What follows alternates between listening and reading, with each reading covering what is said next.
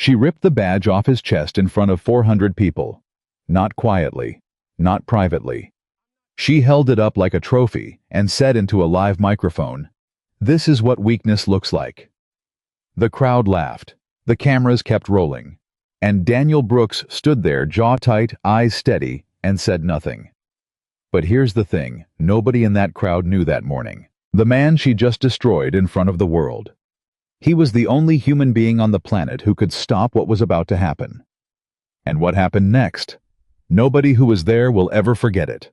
Drop a comment right now, tell me what city you're watching from. I want to see how far this story travels. And if you're new here, hit subscribe.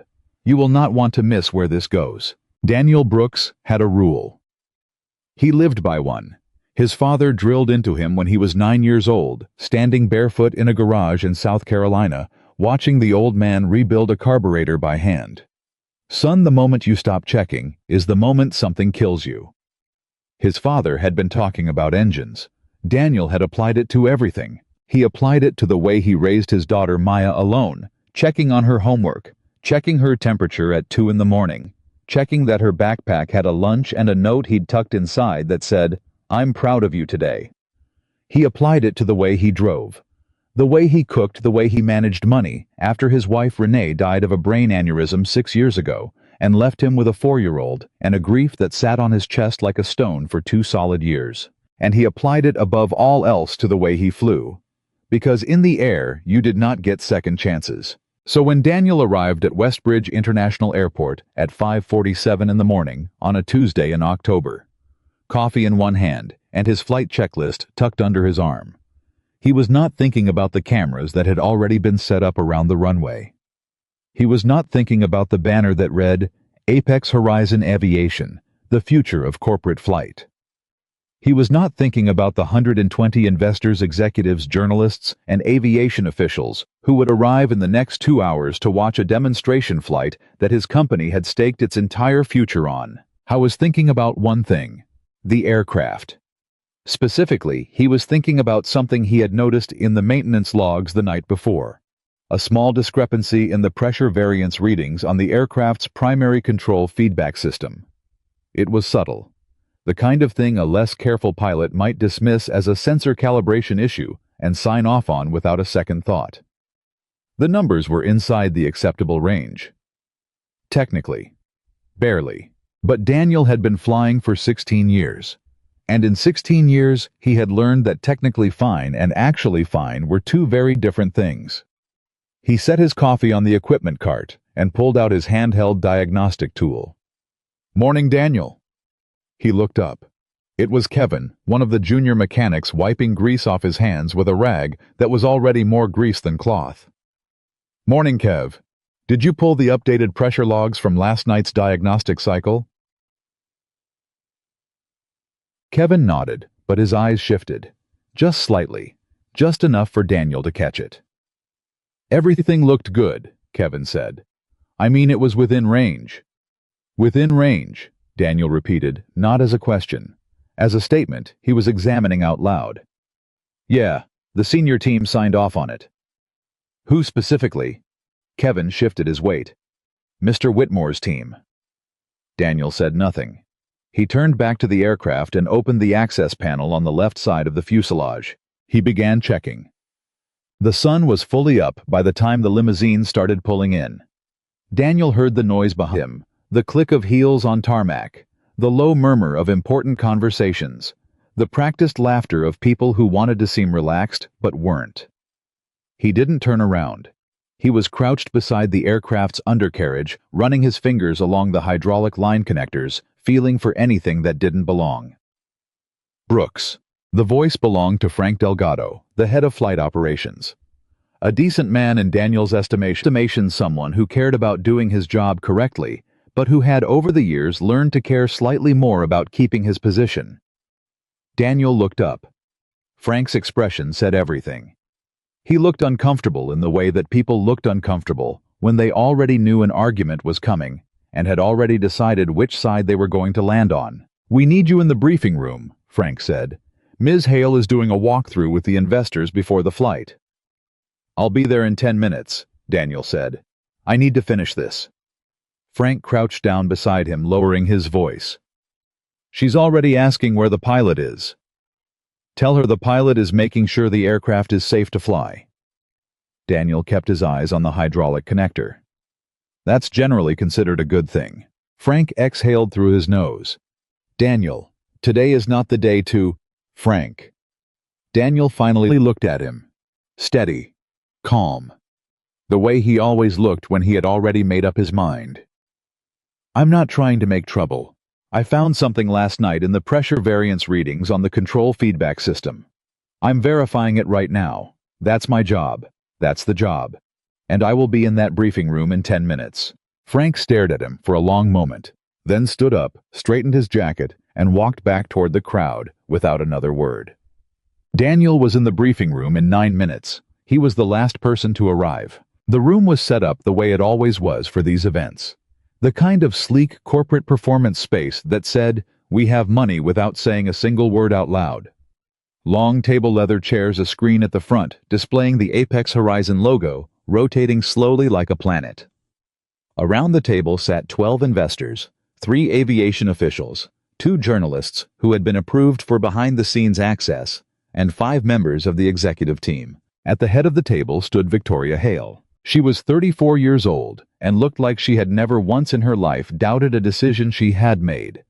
She wore a charcoal blazer over a white shirt, her dark hair pulled back sharply, and she moved through the room with the kind of certainty that made people step aside without being asked.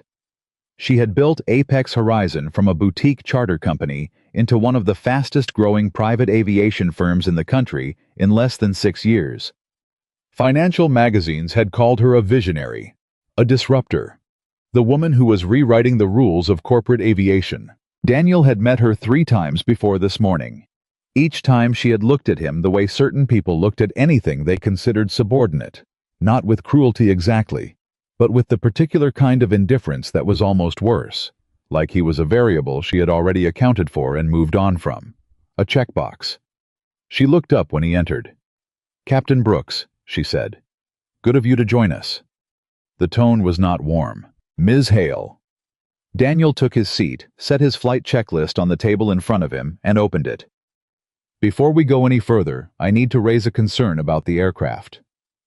The room was quiet for exactly 1 beat too long. Victoria tilted her head slightly. "A concern?" "Yes, ma'am. During my pre-flight inspection this morning, I found inconsistencies in the control feedback system's pressure variance readings. I also reviewed the maintenance logs from the last 72 hours and found some documentation gaps I'm not comfortable with." Daniel kept his voice level. Professional. The way he always did when he was saying something he knew people did not want to hear. "I recommend we delay the demonstration flight until we can bring in an independent systems check. Probably a 4 to 6 hour window." Another silence. And then slowly Victoria Hale smiled. It was not a kind smile. "Let me make sure I understand what you're telling me," she said. "You want to delay a demonstration flight that we have been preparing for 7 months with 120 guests currently standing outside because of a pressure reading." "A pressure variance inconsistency," Daniel said, "combined with documentation gaps in the maintenance logs. Captain Brooks."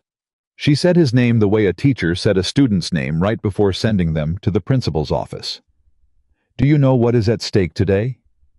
"I know what is at stake if that aircraft malfunctions at altitude with passengers on board," Daniel said. Something shifted in the room. One of the aviation officials leaned forward slightly. One of the investors glanced at the person next to him. Victoria saw all of it, and something hardened in her expression. Not anger yet, but the thing that came right before anger. The recognition that she was being challenged in front of people who mattered. She straightened.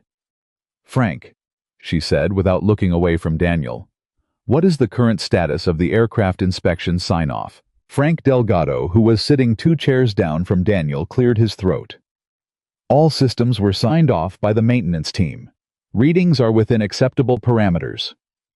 "Within acceptable parameters," Victoria repeated, still looking at Daniel. "Do you hear that, Captain Brooks?" "I hear it," Daniel said.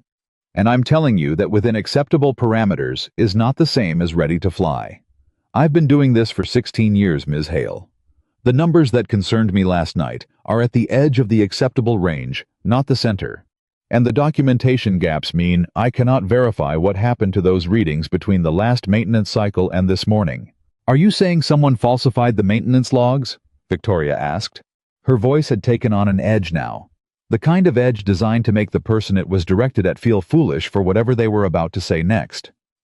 Daniel paused. I'm saying I can't verify that they weren't, he said. The room went so quiet Daniel could hear the air conditioning. Victoria set both hands flat on the table. Get out, she said. Daniel blinked. I'm sorry. I said get out. She was not raising her voice. She didn't need to. Go outside. Take a walk. Clear your head. Because what you are doing right now in front of these people is not what I hired you to do. Daniel did not move. Ms. Hale, one of the aviation officials said carefully, perhaps it would be prudent to— I'll handle this, Victoria said, not looking away from Daniel. Captain Brooks, you have a choice right now. You can stand up, go out to that aircraft, and do the job you were hired to do. Or you can continue to do whatever this is. She gestured at the checklist on the table in front of him. And we can have a very different conversation. Daniel sat with that for a moment. He thought about Maya, who was currently in school 32 minutes away, probably chewing on the end of her pencil while she worked through a math problem she'd tell him about at dinner. He thought about the passengers who would be on that aircraft in 90 minutes. He thought about his father's voice. The moment you stop checking is the moment something kills you. He picked up his checklist. He stood up. He looked at Victoria Hale. I can't authorize this flight, he said. I'm sorry. I know that's not what you want to hear today, but I cannot put my name on this, and I cannot in good conscience stand on that runway and watch it take off when I don't know if it's safe. Victoria stared at him. Then she stood up straighter. Then you won't be standing on that runway, she said. What happened next took less than 2 minutes. Later, when Daniel replayed it, and he did replay it alone in the kitchen at 2 in the morning, staring at a cup of coffee that had gone cold, he would be struck by how fast it went. How something that felt enormous and permanent could happen in less than the time it took to make a phone call. Victoria walked out of the briefing room. He followed because there was nothing else to do. The meeting was clearly over. She walked directly onto the tarmac where the investors were gathered near the aircraft, and she turned around, and she looked at him with an expression he would not soon forget. Not furious exactly, but resolved. The way someone looked when they were about to do something they had decided on and did not intend to reverse. Ladies and gentlemen, she said loud enough for everyone in a 30-foot radius to hear. The crowd turned toward her. Cameras turned toward her. I want to take a moment before we begin today to address something directly. She looked at Daniel. Because I believe in transparency. Daniel felt the weight of every set of eyes in that crowd land on him. The pilot assigned to today's demonstration flight, Captain Daniel Brooks, has informed me that he is not willing to authorize the flight. She paused. Let that land. Not because of any actual malfunction, not because of any genuine safety issue that our maintenance team has not already reviewed and cleared. Another pause. But because of his own discomfort with the readings. The crowd was silent. In this industry, Victoria continued, we cannot afford pilots who need the world to be perfect before they'll take the controls. We need pilots who are confident, who trust the process, who trust their team. She looked at Daniel with that almost calm expression. Captain Brooks does not meet that standard, and I want everyone here today to understand that Apex Horizon holds its people to the highest standards, and that includes standards of courage. The word landed like a stone dropped in still water. Courage. She had just told 120 people on camera that Daniel Brooks lacked courage. He felt it move through the crowd. The whispers, the sideways glances. Somewhere near the back someone laughed, a short, sharp sound quickly swallowed. Then Victoria reached forward, and she took his pilot ID badge, not asked for it. Reached forward and unclipped it from his jacket with 2 fingers, the way you removed something that didn't belong. She held it up. As of this moment, she said, Daniel Brooks is no longer employed by Apex Horizon Aviation. She set the badge on the equipment cart beside her. "You're fired." The crowd didn't explode. That was the thing Daniel remembered most.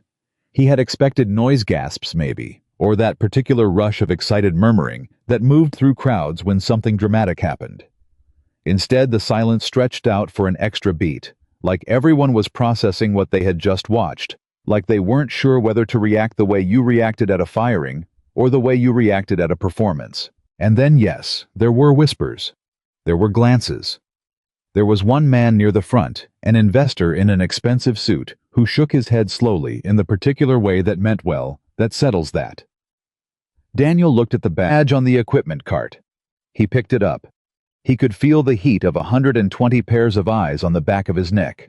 He looked at Victoria Hale. She was already turning away from him, already shifting into the performance of moving on, already signaling to the crowd that the unpleasant business was done, and the real show was beginning. Daniel said nothing for a moment. He just stood there, badge in hand, in the particular kind of stillness that came not from having nothing to say, but from understanding that most of what needed to be said would only matter later if he was right, and not at all if he was wrong. Finally, quietly, he said, "I hope you're right about this." Victoria paused, half-turned. "I hope the system checks out," Daniel said. "I hope everyone on that flight lands safe and walks away and has a great story to tell about the day the company made its big debut." He paused. "Because if I'm wrong about what I saw this morning, the only thing that happens is I don't work here anymore. That's it. My pride takes the hit. That's fine." He held her gaze. "But if I'm right, and I pray to God I'm not, then the cost is something none of us in this crowd can afford." Victoria stared at him. Something moved in her expression, something brief and complicated that she shut down immediately the way people shut things down when they could not afford to feel them. "Security will escort you out," she said. Daniel nodded once. He put the badge in his jacket pocket. He turned and walked toward the gate. He didn't look back, and behind him, the crowd parted, and Victoria Hale went back to performing her confidence for the cameras and the replacement pilot. Ryan Carter, 31 years old, capable, eager, and deeply unaware of what he was walking into, was called forward to take the controls. Daniel sat in his car in the airport parking lot for a long time. He didn't drive. He didn't make calls. He just sat in the driver's seat with his hands in his lap, looking through the windshield at the mid-morning sky, watching a thin line of clouds move in from the west. His phone buzzed. A text from Maya's school, a reminder about parent-teacher conferences next Thursday. He stared at it, thought about how he was going to explain to his daughter that he'd lost his job. How he was going to pay the mortgage on the house in Covington that he and Renee had bought together, and that Maya called home, and that he had sworn in the months after the funeral, when everything was falling apart, that he would keep no matter what. His mind went to the aircraft, to the pressure readings, to the documentation gaps, to the particular way Kevin had shifted his weight when Daniel asked who had signed off on the maintenance reports. Whitmore's team. Charles Whitmore had been Apex Horizons operations director for 4 years. He was a numbers man, efficient, precise, and completely comfortable with the idea that certain problems were more expensive to solve than to hide. Daniel had crossed paths with him twice in the past year, both times over maintenance issues, both times walking away from the conversation with the uncomfortable feeling that Whitmore was looking at safety standards, the way some people looked at speed limits as suggestions rather than requirements. Daniel had flagged those concerns to Frank Delgado. Frank had told him to document it and move on. Daniel had documented it. He reached into his glove compartment and pulled out a worn composition notebook, the kind you bought at a drugstore for $2. He had been keeping records for 8 months. Dates, times, discrepancies, names. The careful, patient accumulation of a man who had learned the hard way that the truth rarely announced itself all at once. It arrived in pieces, and you had to be paying attention to catch it. He looked at the notebook for a long time. Then he took out his phone. He called a number he had saved but never used. It rang 4 times. National Transportation Safety Board Inspector Griffin's office. Daniel took a breath. "This is Daniel Brooks," he said. "I'm a pilot. I was..." He paused for half a second. I am a pilot, and I need to report a safety concern about a flight that is currently preparing to depart from Westbridge International. I was still on the phone when he heard the sound.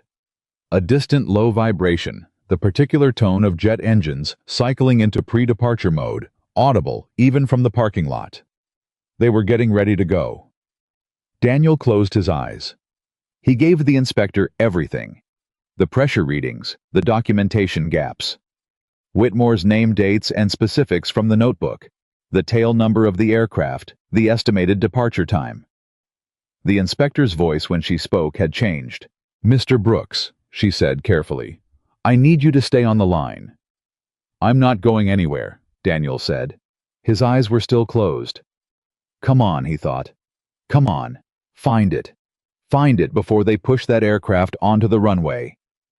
He heard the engines cycle louder. He heard faint and far away the sound of a crowd applauding. And then his phone buzzed with a second call. He looked at the screen. The number was from inside the airport. The control tower. Daniel stared at it for one full second. Then he switched over. Brooks, he said. The voice on the other end was Marcus Reed, a man Daniel had known for 11 years since they were both young men in the early stages of careers that neither of them had been certain would work out. A man with the calm, precise, unhurried voice of someone who had spent decades managing the organized chaos of commercial airspace. Daniel, Marcus said, I need to ask you something. Go ahead. Are you still certified as Viper 1? The question hit Daniel somewhere in the chest, in the place where things hit you. Not because they surprised you, but because they confirmed something you had been trying not to acknowledge.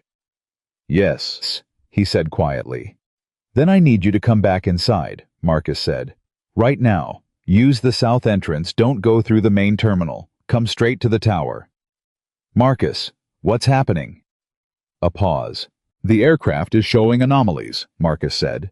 Pre-departure. The pilot is reporting sluggish control response and a warning flag on the feedback system. Daniel's eyes opened. He was already reaching for his keys. I'm on my way, he said. He ended the call, switched back to the NTSB inspector and said quickly, I need to call you back. The aircraft is already showing problems. I'm going back in. He didn't wait for her response. I was already out of the car, already moving across the parking lot at a pace just short of running the badge. Victoria had clipped from his chest, still in his jacket pocket. His mind already shifting into the focused quiet, utterly certain place it went when lives were on the line and there was work to be done.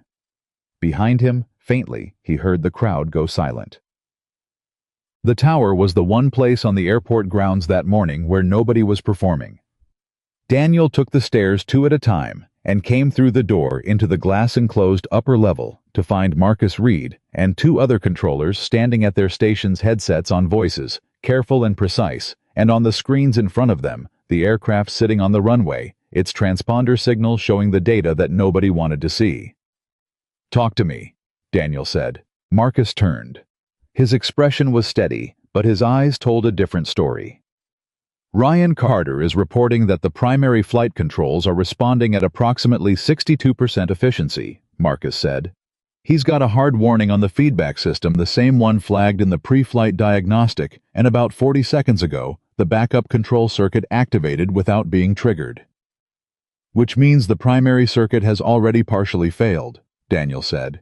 That's what it looks like. Daniel stood at the console and looked at the aircraft on the screen. He could see from here the faint shimmer of heat distortion around the engines. The aircraft was at nearly full power, held on the runway by the brake system, ready to be released toward the sky. Toward the sky with 37 people on board. Get me on the radio, Daniel said. Marcus handed him a headset without a word. Daniel put it on. Ryan, he said. This is Brooks. I've got you from the tower. Talk to me. A beat of static. Then, Ryan Carter's voice, young, trained, and doing an excellent job of sounding controlled, despite the fact that he was sitting in the cockpit of an aircraft that was actively malfunctioning in front of 120 spectators. Daniel. A breath.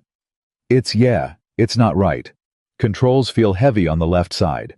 The feedback warning's been active for about 90 seconds. I've got the backup circuit running, but I don't know what I'm dealing with. That's okay, Daniel said, quietly, steadily, the way his father had spoken when the carburetor finally gave out and the car rolled to a stop on a highway shoulder and 9-year-old Daniel looked at him in panic. That's okay. We know what to do. Let's work the problem. You're not taking off. That decision is already made. What I need you to do right now is this. And Daniel began to talk Ryan through it. Not through a takeoff, not through a crisis, through a shutdown. A careful, systematic, step-by-step process of bringing all of that power back down from the edge, restoring the backup circuit to stable operation, and returning the aircraft to a state where it could sit safely on the runway while the people inside it climbed out and walked away and went home to their families. It took 11 minutes. Daniel knew later that it had taken 11 minutes because he checked his watch when it was over. At the time, it felt both shorter and longer than that, the way time moved in moments where focus sharpened everything down to the single point of what you were doing and nothing else existed. At one point, Ryan said, "Daniel, the left secondary is reading unstable.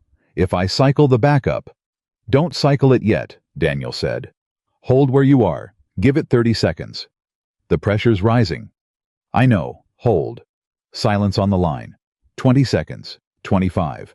"Okay," Ryan said, and his voice had changed steadier. "Okay, it's stabilizing." "Good," Daniel said. "Now here's what we're going to do." He talked him through the rest. When it was over, the aircraft sat on the runway in full shutdown engines, quiet all systems in safe mode, the door opening and the ground crew moving forward with the stairs. Marcus Reed stood beside Daniel and watched the passengers climb down the stairs to the tarmac. Neither of them said anything for a long moment. Then Marcus said quietly, "You know what I just pulled up on the certification database?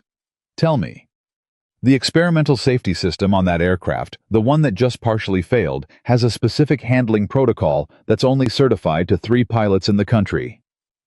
Marcus turned to look at him. "One retired last year. One is currently on medical leave." He paused. "You're the third." Daniel said nothing. "She fired the only person who could handle this," Marcus said. Daniel looked out through the tower glass at the tarmac below, where Victoria Hale was standing very still, very quiet, watching the passengers descend the stairs of an aircraft that should never have been cleared for departure that morning. "Yeah," he said softly. He reached into his jacket pocket. He held the badge in his hand for a moment. Then he set it carefully on the console. "I'm going to need to make a call," he said. "The NTSB," Marcus asked, "already started that conversation." Daniel looked at him. "And then I need to go pick up my daughter from school." Marcus blinked. "School doesn't let out for another 4 hours," he said. Daniel almost smiled. "I know," he said, "but I need to hear her voice." What happens when the investigation begins, and what they find inside those maintenance logs, will change everything you think you know about what happened at Westbridge International that morning. And the name Charles Whitmore is about to become very, very significant. Drop a comment below. Tell me your city. Tell me if you've ever been in a moment where you knew you were right and nobody believed you. I read every single one. And if this story is hitting different for you today, subscribe, because part 2 is where this thing truly ignites. The call to the NTSB inspector lasted 47 minutes. Daniel stood in a small side room off the main tower corridor, a room that smelled like old coffee and printer paper and years of overnight shifts, and he talked. He laid out everything. The pressure readings he had flagged the night before, the documentation gaps in the maintenance logs, the names, the dates, the entries in the composition notebook he had been keeping for 8 months, which he read aloud slowly so the inspector on the other end could write them down. Inspector Diane Griffin did not interrupt him once. When he finished, she said, "Mr. Brooks, I need you to stay on airport grounds. Do not leave. Do not speak to any Apex Horizon personnel until I tell you it's clear to do so. And that notebook." "I'll keep it on me," Daniel said. "Good," she said. "We're sending 2 investigators to Westbridge. They'll be there within the hour." He ended the call and stood in the quiet for a moment, listening to the muffled sounds of the airport operating around him. The distant announcement systems, the low thrum of ground vehicles, the faint voices of controllers on the other side of the wall, doing their work the way they always did, careful and precise, because precise was the only way the whole system stayed intact. I thought about the 37 people who had just climbed down the stairs of an aircraft that should not have been cleared to fly. 37 people who had no idea how close it had been. He put his phone in his pocket and went back to find Marcus.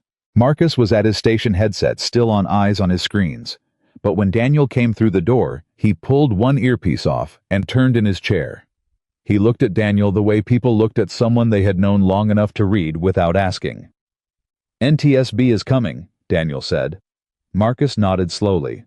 "How long?" She said an hour. Marcus turned back to his screens for a moment. Then, without looking at Daniel, he said, "Charles Whitmore left the tarmac about 12 minutes ago. One of the ground crew said he went directly to the operations building." Daniel absorbed that. "You think he knows?" Daniel said. It wasn't a question. "I think a man who has been cutting corners on maintenance documentation for the better part of 2 years knows exactly what just almost happened to that aircraft," Marcus said. "And I think a man like that, when things start falling apart, does not sit still." Daniel said nothing. He was already moving. Marcus called after him. "Daniel, the NTSB said—" "I'm not going to touch him," Daniel said without turning around. "I just want to know where he is." The door closed behind him. The clock on the tower wall read 10:14 in the morning. It had been 1 hour and 27 minutes since Victoria Hale had taken his badge. It felt like a week. He found Frank Delgado in the stairwell 3 flights down, which was either a coincidence or wasn't. Frank looked up when he heard Daniel's footsteps, and for a fraction of a second, just a fraction, something crossed his face that Daniel had not expected. Relief. Then it was gone, buried under the careful professional composure that Frank had spent 22 years in aviation operations developing, and he straightened and said, "Daniel, He stopped, tried again. "What happened out there?" "Was exactly what I told you it would be," Daniel said. He kept his voice level. He wasn't here to blame Frank, not right now, not in a stairwell. "Where is Whitmore?" Frank's jaw tightened.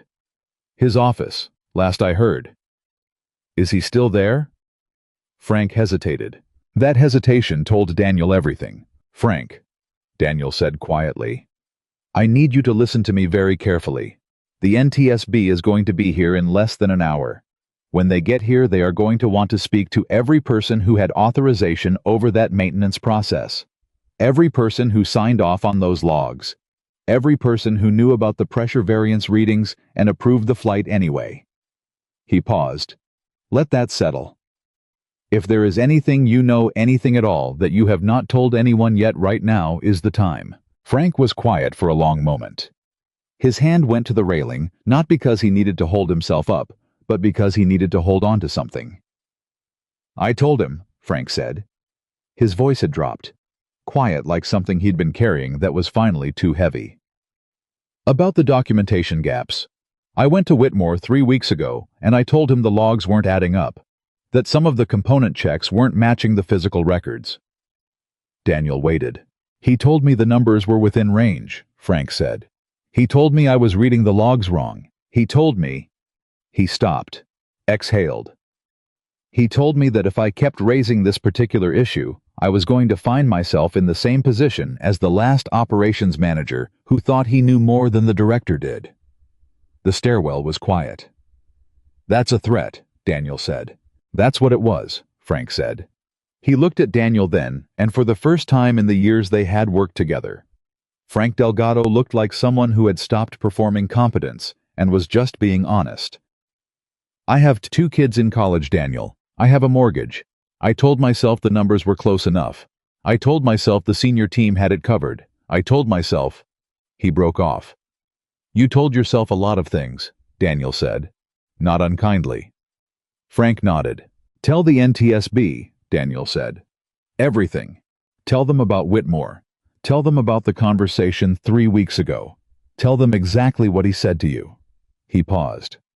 "You're not the one who falsified those records, Frank. But you will be the one who looked the other way if you don't say something now."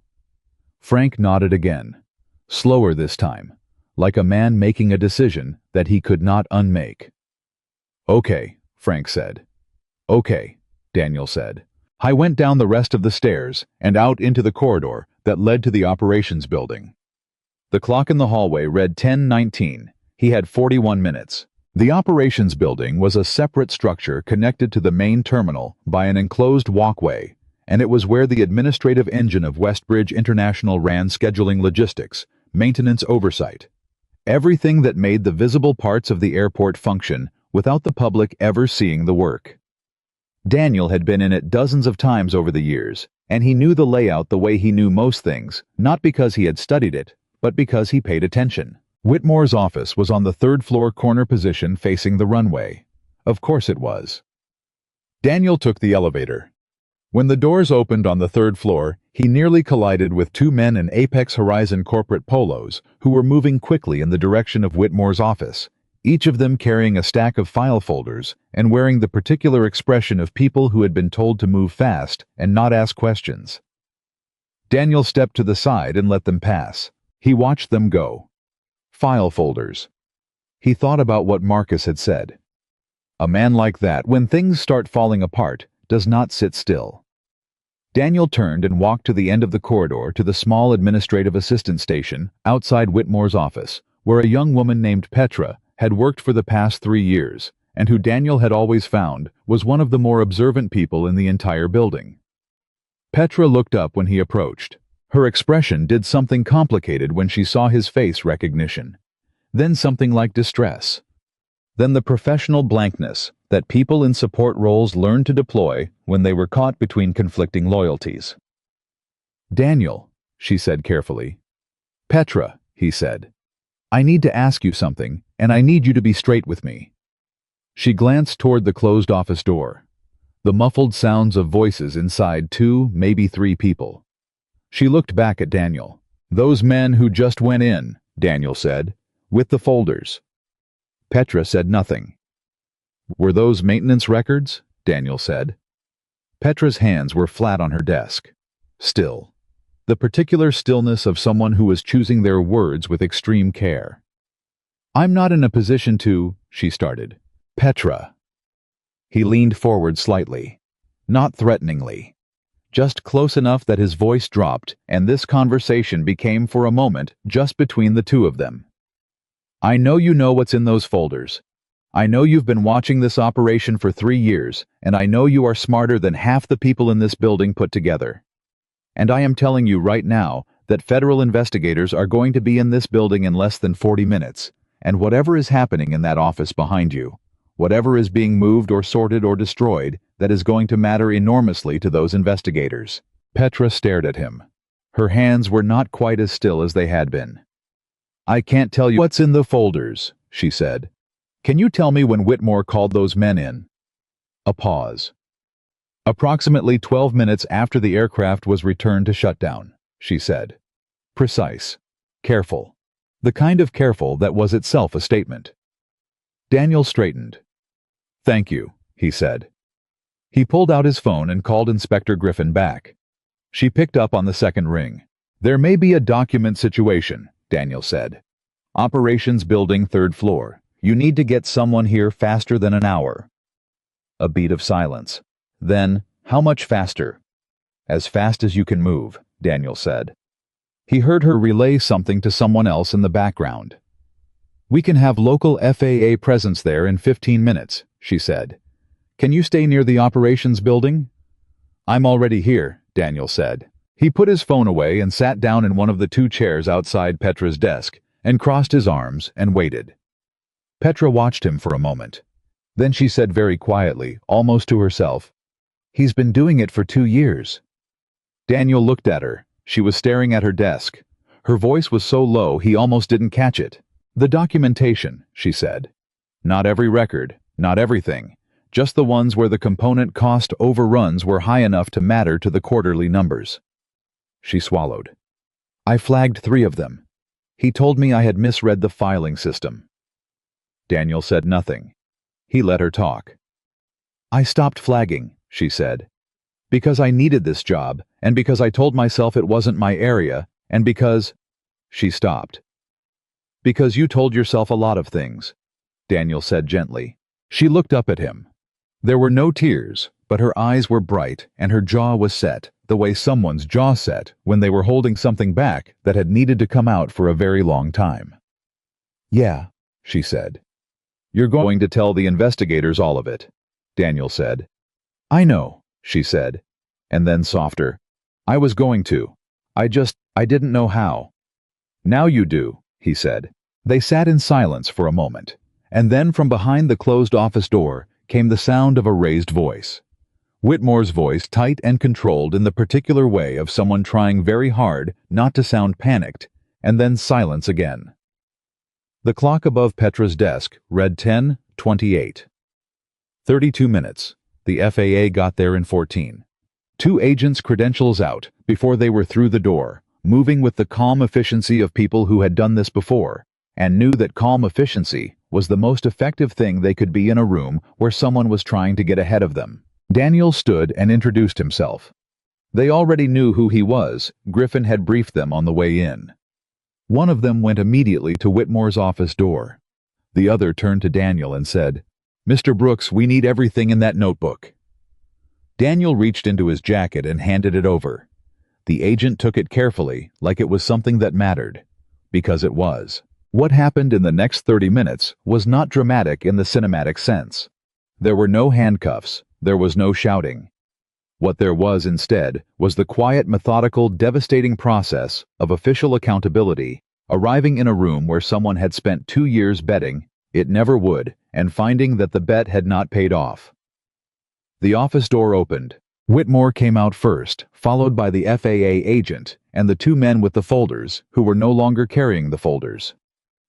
Charles Whitmore was 53 years old, trim silver-haired, the kind of man who wore a suit the way other men wore a uniform as an extension of his identity, a signal of his seriousness. He had a handshake that was exactly firm enough, and a voice that was exactly measured enough, and a career built on knowing which numbers mattered and which ones could be managed. He looked at Daniel. And for one moment, just one, the managed, measured, calibrated exterior dropped. What was underneath it was not what Daniel expected. It wasn't defiance. It was fear. Genuine, unguarded human fear.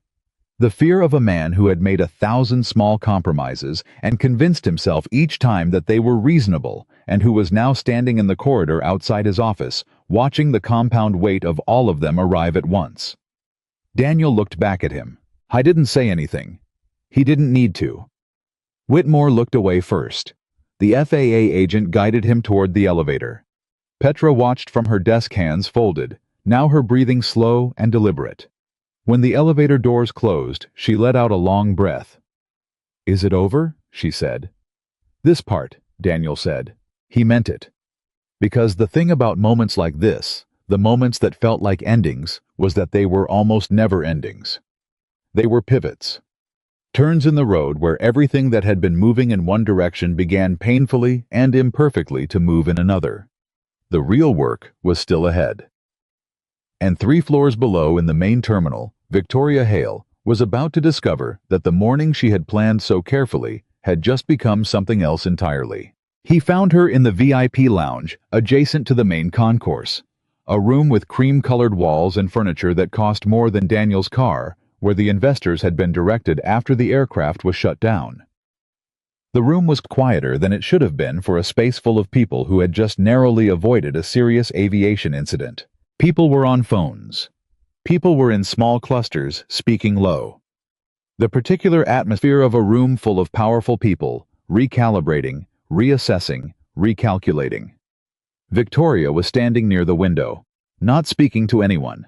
That surprised him. He had expected her to be performing, working the room, managing the narrative, turning the averted disaster into a story about Apex Horizon's robust safety protocols and fast-acting response. That was what he would have predicted from everything he had observed about her. Instead, she was standing still, looking out the window at the runway at the aircraft, sitting in full shutdown on the tarmac below. She heard him come in. She turned, and Daniel saw something he had not seen that morning on the tarmac, when she had unclipped his badge and held it up in front of the cameras and told 120 people that he lacked courage. He saw the cost. Not regret exactly. It was too complicated for one word. It was the expression of someone who had been moving very fast for a very long time and had just for the first time been forced to be completely still and look back at the distance they had covered and understand what they had run over to get here. She looked at him for a long moment without speaking. Then she said, "How did you know?" "Not I'm sorry. Not you were right." Those would come later, and he already knew somewhere in the part of him that understood people better than he let on that they would be genuine when they did. But first, she asked how he knew, and he respected that. Because it was the real question, the one that mattered. "I wasn't certain," Daniel said. "That's the thing people don't understand about what I was trying to tell you this morning. I wasn't certain there was a problem. I was certain that I didn't have enough information to rule one out. And in this work, that uncertainty is the only signal you need." Victoria absorbed that. "The maintenance records," she said. Her voice was careful, flat in the way voices went flat when emotion was being held at a very deliberate distance. "Whitmore." "Yes," Daniel said. "How long?" "The investigators will determine that," Daniel said. "But based on what I've been tracking, at least 2 years." She flinched, just slightly. Just enough. "I didn't know," she said. "I know you didn't," Daniel said. Something in her expression shifted, like she had expected him to argue the point, and he hadn't, and that surprised her more than an argument would have. "Your job," she said. She stopped. "Ms. Hale," Daniel said. He didn't say it unkindly. He said it the way you said something to someone who was in the early stages of understanding a hard truth and needed to be spoken to. Clearly, not harshly. "Right now, I have investigators on site. I have FAA agents in your operations building, and I have documentation covering 8 months of safety concerns that were raised internally and not addressed. The conversation about my employment can wait." He paused. "What cannot wait is whatever you need to do as the head of this company to cooperate fully with the federal investigation that is now underway." Victoria stared at him. A long moment passed. Then one of the investors, a heavy-set man in his 60s named Arthur Greer, one of the major backers of Apex Horizons' recent expansion. The kind of man whose nod or headshake in a boardroom could move 8 figures crossed the room and stopped beside them. He had clearly heard at least part of the conversation. He looked at Daniel. "You're the pilot she let go this morning," he said. "Yes, sir," Daniel said. Arthur Greer looked at him for a moment with the direct, measuring gaze of a man who had spent 40 years assessing whether people were what they presented themselves as. "You called the NTSB before any of us were even off the tarmac," Arthur said. "I did," Daniel said. "And you went back in," Arthur said. "After she fired you, you went back in and talked that pilot down." "Yes, sir." Arthur Greer nodded slowly. Then he turned to Victoria and said with the particular gentleness of someone who had known her long enough to speak plainly, "Victoria, I've backed this company because I believed in your ability to build something real. But what I watched happen this morning, the firing the cameras, the way it was done." He shook his head. "That's not who you want to be." Victoria said nothing. Arthur looked at Daniel one more time. "Son," he said, "I have a feeling you're going to matter a great deal to what this company becomes next." He moved away. Daniel and Victoria were left facing each other again. The room was full of people, and it felt somehow like they were the only two in it. Victoria said, "I called you a coward." "You did," Daniel said. "In front of cameras," she said. "Yes." She held his gaze. "Was that the thing you kept thinking about while you were talking the pilot down from the tower? Was that—" "No," Daniel said. She waited. "I was thinking about the 37 people on that aircraft," he said, "and whether Ryan was going to hold steady on the secondary circuit long enough for the pressure to stabilize." He paused. "And I was thinking about my daughter." Something in Victoria's face changed, very slightly, like a small adjustment being made in a structure that had been bearing too much weight for too long. "How old is she?" she asked. 10, he said. "You've raised her alone." "Since she was 4. Victoria was quiet for a moment. "She knows her father walked away from the cameras this morning," she said. "It wasn't a question." She will, Daniel said. I'll tell her at dinner. And that doesn't... Victoria paused. Chose her words differently. What do you tell her about days like this? Daniel thought about it. Not for long. Because the answer was something he had worked out over years of trying to explain to a growing child what it meant to do the right thing in a world that didn't always reward you for it. I tell her that courage isn't the absence of fear, he said. It's making the right call anyway. Even when nobody's watching. Even when everybody's watching and they think you're wrong. He paused. Even when the person firing you is holding your badge up in front of a camera. Victoria looked at him. The performance was completely gone now. The CEO presenting confidence and momentum and certainty. That version of her had left the room. What was standing in front of him now was someone younger than 34, in the ways that mattered, someone who had built so much so fast that she had never quite stopped to examine what the speed had cost her. I owe you more than an apology, she said. You do, Daniel agreed. He said it plainly without softening it. But I'd rather have the apology be real than fast. So take the time you need. She nodded, and then her phone buzzed, and then his buzzed, and the moment broke open into the next wave of what needed to happen. Investigators arriving, statements being taken, the logistical machinery of an official inquiry beginning to move through the building, and Daniel was back in the current of it, answering questions, and signing documents, and providing the composition notebook one more time, and giving his account of the morning from the beginning. It was 1:47 in the afternoon when he finally walked back out to his car. He sat in the driver's seat. His phone had 17 missed calls. 3 from numbers he didn't recognize. Media. Probably someone had leaked his name. 2 from his brother in Atlanta. 1 from Maya's school, which his heart seized over until he listened to the voicemail and understood it was the parent-teacher conference reminder again. Same automated message as this morning. He sat there and let the day settle over him. The adrenaline was gone now, the way it always went. Not gradually but suddenly, like someone pulling a plug. And what was left in its place was a bone-deep exhaustion that he recognized from other days, other moments when the stakes had been real and the focus had burned at maximum intensity and then simply stopped. He thought about Renee. He did that sometimes in the quiet after the hard moments.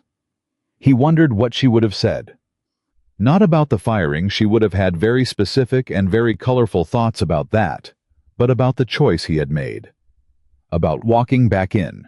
About sitting in the parking lot and opening the composition notebook and calling the NTSB instead of just driving away.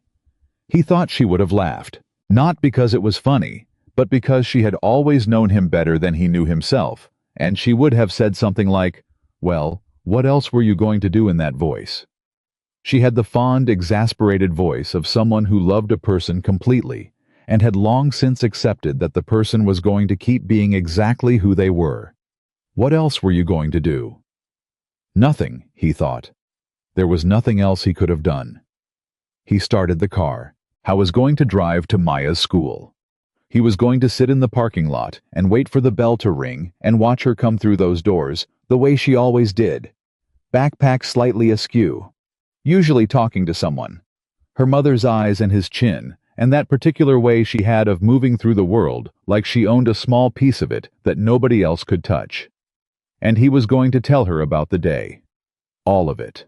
Because she was 10 years old, and she understood more than people assumed, and because the most important thing he could do, more important than any flight, more important than any title, more important than any badge, was to make sure that when his daughter faced her first moment of doing the right thing, while everyone around her thought she was wrong, she would already know in her bones what that felt like.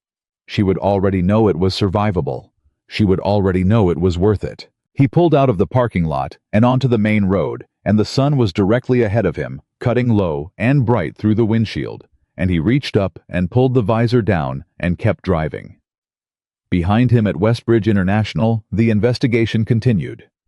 And somewhere in a glass-walled conference room in the operations building, Charles Whitmore was beginning to understand that the morning had not gone the way he had planned either, and Victoria Hale was sitting across from a federal investigator, answering questions about what she had known and when she had known it, and the cameras that had been set up to film her triumph were still there, but they were filming something quite different now.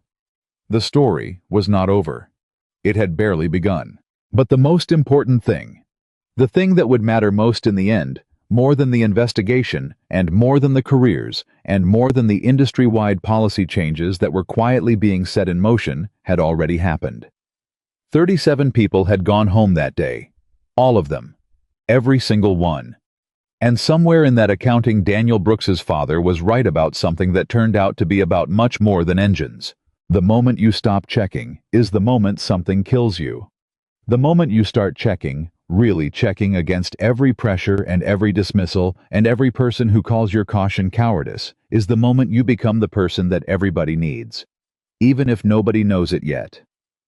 Maya was already outside when he pulled into the school parking lot. She was sitting on the front steps with her backpack between her feet and a library book open in her lap, and she was so absorbed in whatever she was reading that she didn't look up when the car pulled in.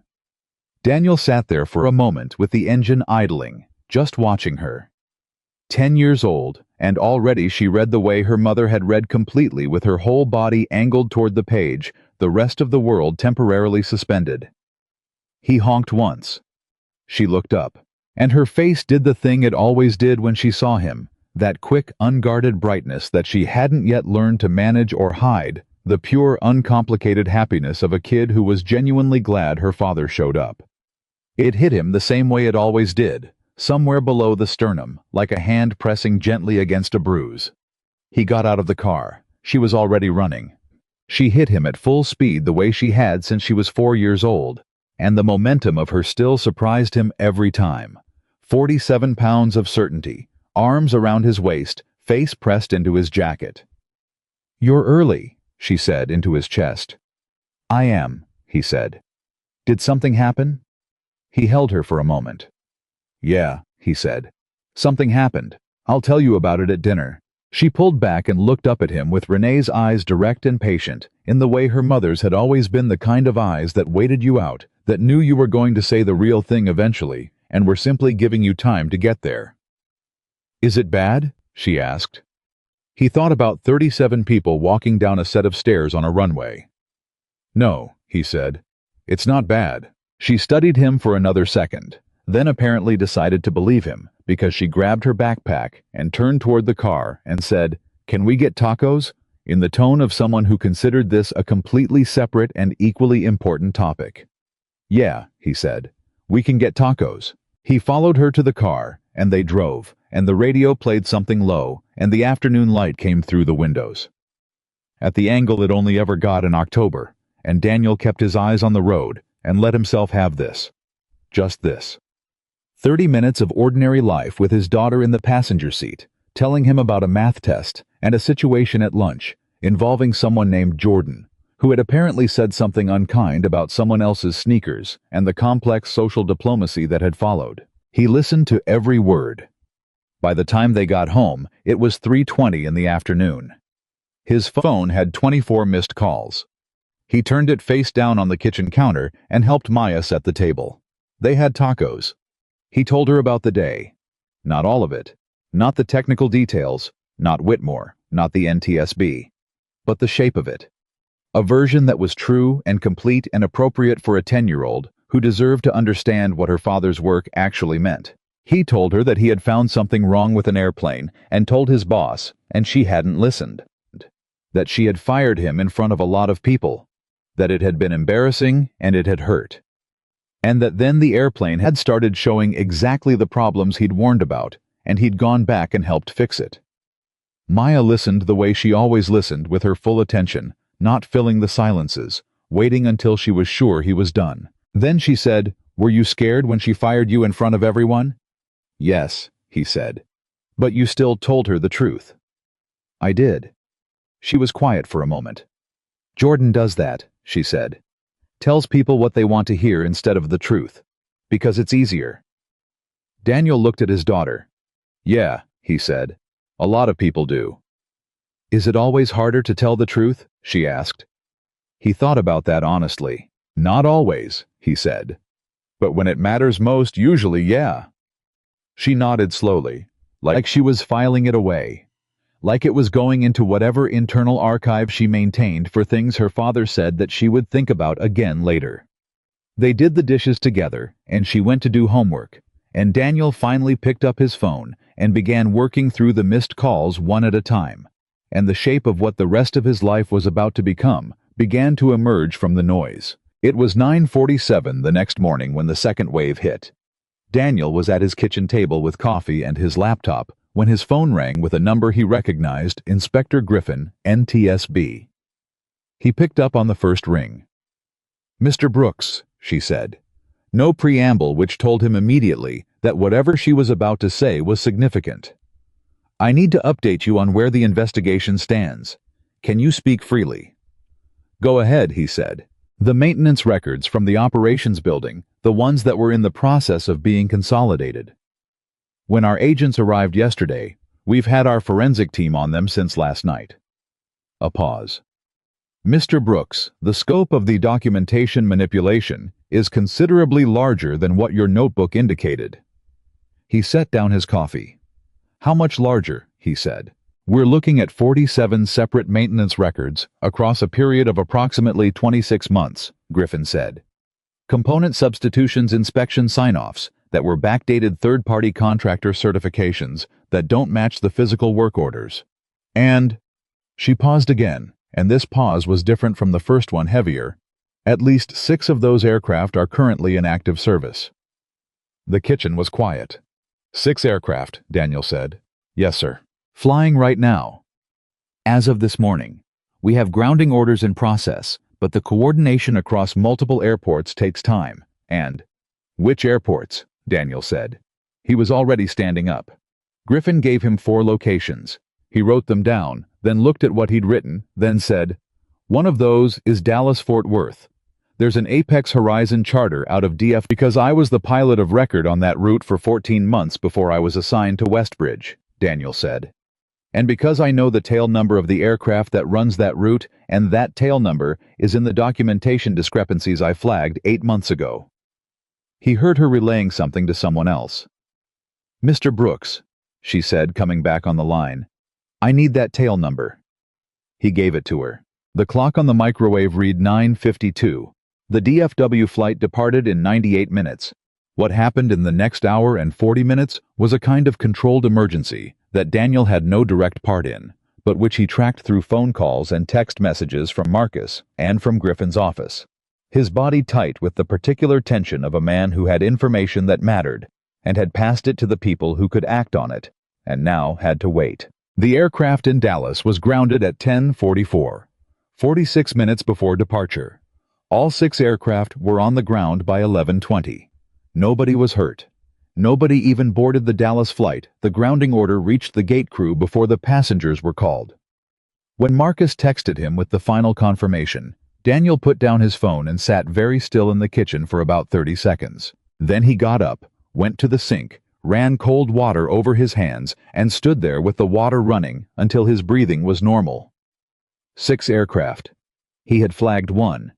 And by flagging 1, he had surfaced 6. He thought about what that meant in the specific human arithmetic of people who would have been on those planes. Business travelers, executives, the kind of passengers on corporate charters who had early morning meetings and families who expected them home for dinner. He turned off the water. He went back to the table. He had work to do. The formal investigative hearing was scheduled for 11 days later, but the real hearing, the one that happened in conference rooms and phone calls and quiet corridors where careers were made and ended, had already been underway since the moment the FAA agents walked into Whitmore's office. Daniel was called to give a deposition on day 4. He arrived at the NTSB regional office at 8 in the morning with his composition notebook, a folder of printed documentation that his personal attorney had organized, and the particular calm of a man who had been telling the truth for 8 months and had nothing to add or subtract from it. The deposition took 4 hours. He told them everything. Not just the morning of the demonstration flight, the full 8 months. Every flag he'd raised internally. Every conversation with Frank Delgado. Every maintenance discrepancy he'd noted, dated, and recorded. The 2 conversations with Whitmore's team that had gone nowhere. The pattern he had observed in which the documentation irregularities clustered around specific types of component checks. The ones that were expensive to perform correctly and cheaper to sign off on without performing at all. The lead investigator, a woman named Dr. Anita Voss, who had spent 20 years in aviation safety and who had the kind of eyes that suggested she had heard every possible version of every possible story and was still genuinely interested in hearing the next one, listened to all of it without interrupting. When he finished, she was quiet for a moment. Then she said, "Mr. Brooks, you maintained this documentation record for 8 months without telling anyone outside the company." "I told people inside the company," Daniel said, "multiple times, through the appropriate channels." "And the appropriate channels led to Mr. Delgado, who led to Mr. Whitmore." "Yes." "Did you consider going outside the company sooner?" He thought about it honestly. "Yes," he said. "I thought about it. But I also had a daughter in school and a mortgage and a career that I had rebuilt after a very difficult period, and I kept telling myself that the internal channels would eventually work." He paused. "I kept waiting for someone with more authority than me to see what I was seeing and act on it. And I waited too long." Dr. Voss looked at him. "Why did you ultimately make the call?" she said. "Because I was standing in a parking lot listening to jet engines spin up," Daniel said. "And I realized the internal channels had officially run out of time." She wrote something down. "One more question," she said. "And you can decline to answer. This is not part of the formal deposition." She looked up from her notepad. "What do you think should happen to Victoria Hale?" The room was quiet. Daniel sat with the question for a long moment. "She didn't falsify any records," he said. "She made a bad decision based on bad information that she was given by someone who had reasons to give it to her. And she compounded it with a worse decision made in front of cameras because she didn't know how to be wrong in public." He paused. "I think she needs to understand what this nearly cost. I think that understanding needs to be real, not performed. And I think what she does with that understanding will tell you everything about what kind of leader she actually is." Dr. Voss looked at him for a long time. "That's a generous answer," she said. "It's an honest one," Daniel said. He went home that afternoon, and that evening, Maya showed him a drawing she had made in art class, a small figure in a pilot uniform standing on a runway, arms at their sides looking up. "Is that me?" he said. "It's a pilot," she said with the particular 7 words or fewer economy of a 10-year-old who found the question somewhat obvious. "Who looks like you?" He put it on the refrigerator next to her last spelling test. The formal hearing began on a Monday. The room was not a courtroom, but it had the weight of 1 federal investigators, aviation safety officials, attorneys for 3 separate parties, and a panel that included 2 members of the National Transportation Safety Board. Charles Whitmore was represented by 2 lawyers who had clearly been expensive to retain. Frank Delgado was there with his own attorney, having agreed to cooperate fully with the investigation in exchange for a reduced consequence arrangement. Petra from Whitmore's office was there composed and precise with a folder of her own documentation. Victoria Hale was there with 3 attorneys, and her board chair, and her chin up, and her hands very still on the table in front of her. Daniel was there alone, because he was not a party to the proceedings. He was a witness, and his attorney had advised him that witnesses who showed up with a team of their own sent a message that sometimes distracted from what they were actually there to say. He sat in the gallery until he was called. He was called third. He walked to the witness chair, sat down, stated his name and credentials, and then told the story one more time. Clean, precise, chronological, with dates and tail numbers, and specific conversations. The same story he had been telling since the moment he walked into the parking lot and called Inspector Griffin. He had told it enough times now that it had the quality of something refined, not rehearsed, but distilled. The way a stone got smooth after long exposure to water. Everything that wasn't essential had been worn away, and what was left was the essential thing. The panel asked him questions for 40 minutes. When they released him and he went back to the gallery, he passed the table where Victoria was sitting, and she was looking at him, and her expression was the same complicated thing it had been in the VIP lounge. Not one emotion, but several layered, and the one on top was something he had not expected. It looked like gratitude. He sat back down in the gallery. Whitmore testified after lunch. It was from the outside, a quiet and methodical implosion. The 47 falsified maintenance records were entered into evidence one by one, and with each one, the attorney for the NTSB asked a specific question about what had been falsified, and why, and who had known, and Whitmore's lawyers objected where they could, and he answered where he had to. And the picture that assembled itself piece by piece over the course of 3 hours was one of the clearest illustrations Daniel had ever seen of what happened when a person decided that the numbers on a spreadsheet were more real than the human beings whose lives those numbers were supposed to protect. It wasn't malice, Daniel realized watching him. That was the thing he kept coming back to. It wasn't that Whitmore had looked at an aircraft full of people and decided their lives were worth less than his quarterly bonus. It was something more banal and more terrifying than that. It was the slow accretion of small decisions, each one slightly easier than the last. Each one rationalized in language that kept the consequences at a distance. The numbers are within range. The system has redundancies. The risk is low. We can address it next cycle. And then one day, you're in a conference room with FAA agents and 47 falsified records and 6 grounded aircraft, and the distance has closed entirely, and the consequences are standing right there in the room with you, and there is nowhere left to put them. The hearing recessed at 4:30. Daniel was walking out when Victoria fell into step beside him. They were in the corridor outside the formal proceedings, and her attorneys were behind her at a respectful distance, and she walked beside him for a moment without speaking, which he had come to understand was her way of building toward something she didn't quite know how to begin. He waited. "You said something to me in the VIP lounge," she said. "You said the conversation about your employment could wait." "I remember," Daniel said. "I've been thinking about that a lot," she said. "The fact that you said that. The fact that in that moment after what I did, your priority was the investigation and not what I owed you." "The investigation mattered more," Daniel said. "It did," she said. "But that's not—" She stopped, tried again. "Most people in that position would have led with the personal, would have made me sit with what I'd done before they helped with anything else." She looked at him. "You didn't." "It wasn't about me," Daniel said. "It never is with you," she said. And then very quietly, "I don't know how you do that." He thought about it. "Practice," he said. "And a daughter who is watching." Victoria was quiet for a moment. Then she said, "I want to offer you your position back, with an adjustment." "What adjustment?" he said. "I want you to be Director of Aviation Safety," she said. "Independent authority. Direct reporting line to the board, not through operations. Veto power on any flight authorization where safety certification is in question."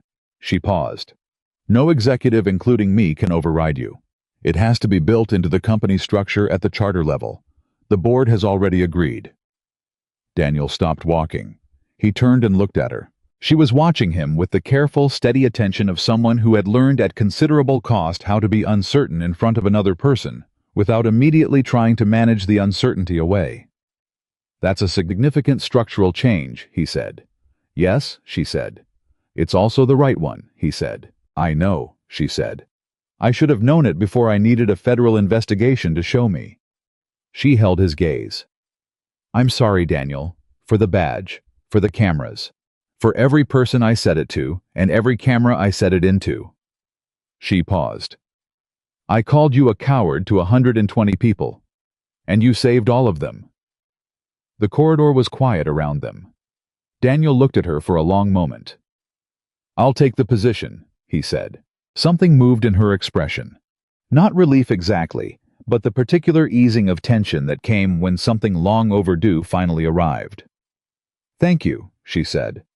"Don't thank me yet," Daniel said. "I'm going to be very difficult to work with." She almost smiled, just almost. "I know," she said. "I'm counting on it." I went home that evening and sat at the kitchen table and wrote down the things that had happened in the last 11 days in the composition notebook, not for the investigation, which was nearly complete, but for himself.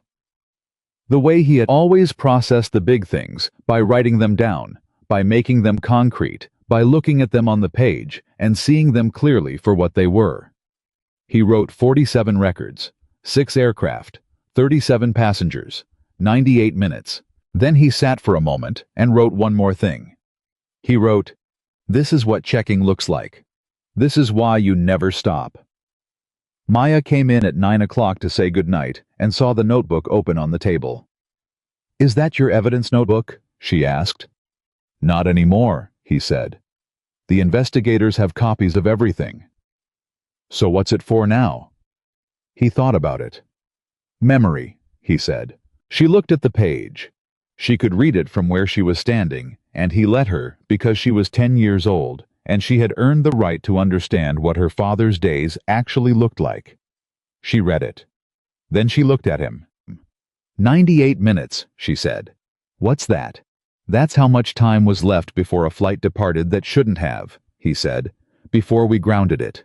She absorbed that. "So the checking worked," she said. "Yeah," he said. "The checking worked." She nodded, satisfied. The way she got satisfied when a math problem resolved cleanly. "Good night, Dad," she said. "Night, Bug," he said. She went down the hall. He sat at the kitchen table for a long time after the light went out in her room, and he thought about all of it. The morning on the tarmac, the badge, the parking lot, the tower, the deposition room, the corridor outside the hearing, and he understood that whatever came next was going to be different from what had come before. Not easier necessarily, but different. The kind of different that happened when you had been tested by something real and had not broken. And in the operations building at Westbridge International, 11 miles away, the last of the 47 falsified maintenance records was being cataloged and sealed into an evidence archive, and Charles Whitmore was spending his first night understanding what the rest of his life was going to look like, and 6 aircraft were sitting on the ground at 4 airports, while teams of independent inspectors worked through the night, checking every component that had been signed off, and every record that had been filed, and every number that had been called acceptable when it wasn't. And the 37 passengers from that morning were home. All of them. Sitting at their own dinner tables. Talking to their own families. Living the ordinary, irreplaceable, uncountable moments of lives that had come very close to being cut short on a Tuesday morning in October by a man who had decided that the distance between a number and a life was large enough to manage. It wasn't. It never was. That was the thing Daniel had known since he was 9 years old in a garage in South Carolina, listening to his father's voice. The moment you stop checking is the moment something kills you. And the moment you start checking again, the moment you look at a number and say, "This is close enough to the edge that I need to know more," that's the moment you begin to understand what the checking is actually for. It is not for the aircraft. It is not for the quarterly numbers. It is not for the badge or the title or the position or the cameras. It is for the 37 people who go home. Every time. All of them.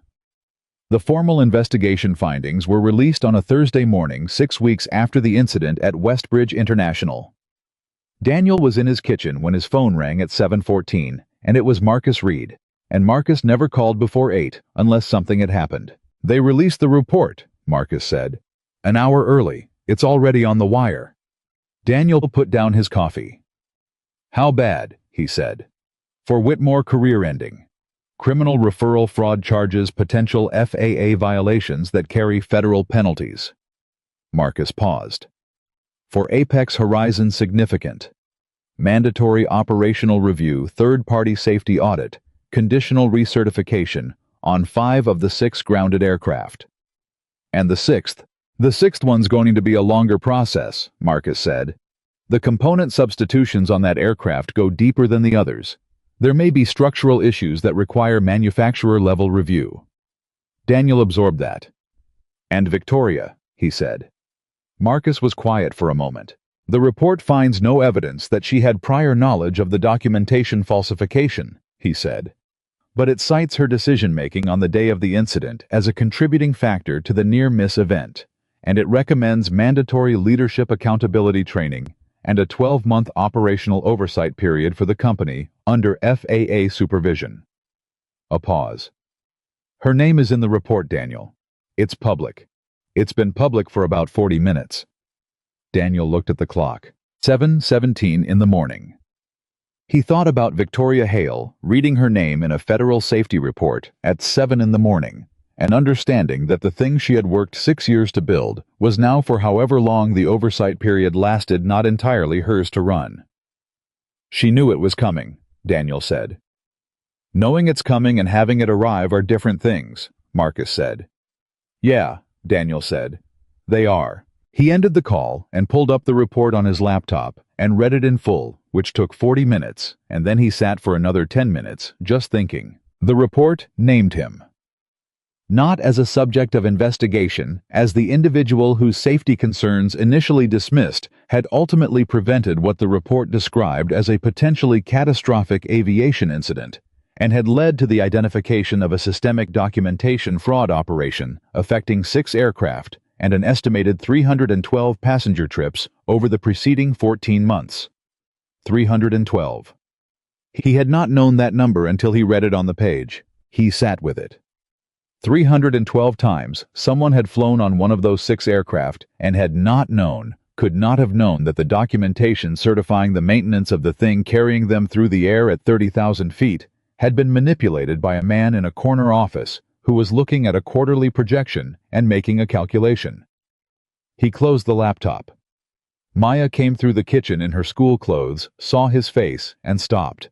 What happened? She said. They released the report, he said, from the investigation. She sat down across from him. Is it good? She asked. It's accurate, he said. She thought about that distinction for a moment. Is accurate the same as good? She asked. Sometimes, he said. When the truth is the good thing, yeah. Sometimes they're exactly the same. She nodded slowly, then poured herself a bowl of cereal and said into the bowl, 312. He looked at her. I heard you say it, she said, when you were reading. He looked at his daughter. That's how many people flew on those planes, he said, while the records were wrong. She ate a spoonful of cereal, thought about it. But they're all okay, she said. They're all okay, he said. Because you checked, she said. He didn't answer that. He didn't need to. She finished her cereal, put the bowl in the sink, grabbed her backpack, and kissed him on the top of his head, the way she had started doing in the past year, a gesture she had apparently borrowed from somewhere, some adult she'd observed and had adopted as her own, and which got him every single time. Have a good day, Dad, she said. Have a good day, Bug, he said. The door closed behind her. He sat in the kitchen for a while longer. Then he got up, got dressed, and went to work. His first day as Director of Aviation Safety at Apex Horizon began not with ceremony, but with a 40-page stack of internal safety protocols that he had requested 3 days earlier, and which had been delivered to a small office on the 2nd floor of the West Bridge Operations Building, the same building where the FAA agents had intercepted Whitmore 6 weeks ago. The same building where Petra had sat at her desk with her hands flat and told him things had been going on for 2 years. The office was nothing special. A desk, 2 chairs, a window that faced the interior corridor rather than the runway. But the door had a lock that only he held the key to, and on the door was a small placard that read, Director of Aviation Safety, in plain black letters, and those plain black letters represented something that no office in any building he had ever worked in had represented before. Authority without a ceiling above it. He sat down, opened the first protocol document, and started reading. He was on page 12 when there was a knock at the door. Come in, he said. It was Petra.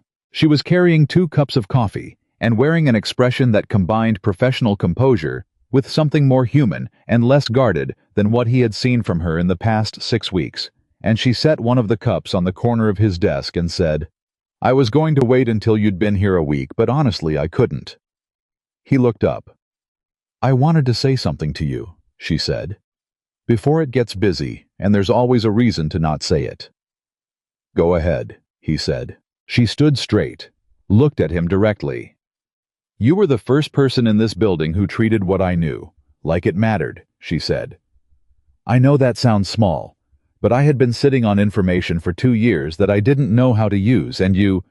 She stopped, gathered herself. You sat down outside my desk and talked to me like I was a person who had something worth hearing, and that's why I said what I said about the 2 years. Daniel looked at her. You were the one who said it, he said. I just gave you a quiet minute. That's what I mean, she said.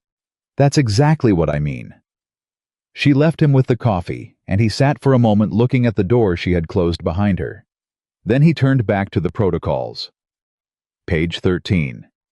At 10:30 that morning, his desk phone rang the internal line, and the voice on the other end was Victoria Hale's assistant, telling him that Ms. Hale would like to see him at 11 if he was available. How was available? He went upstairs. Victoria's office was on the 4th floor, and it was exactly what he'd expected it to be.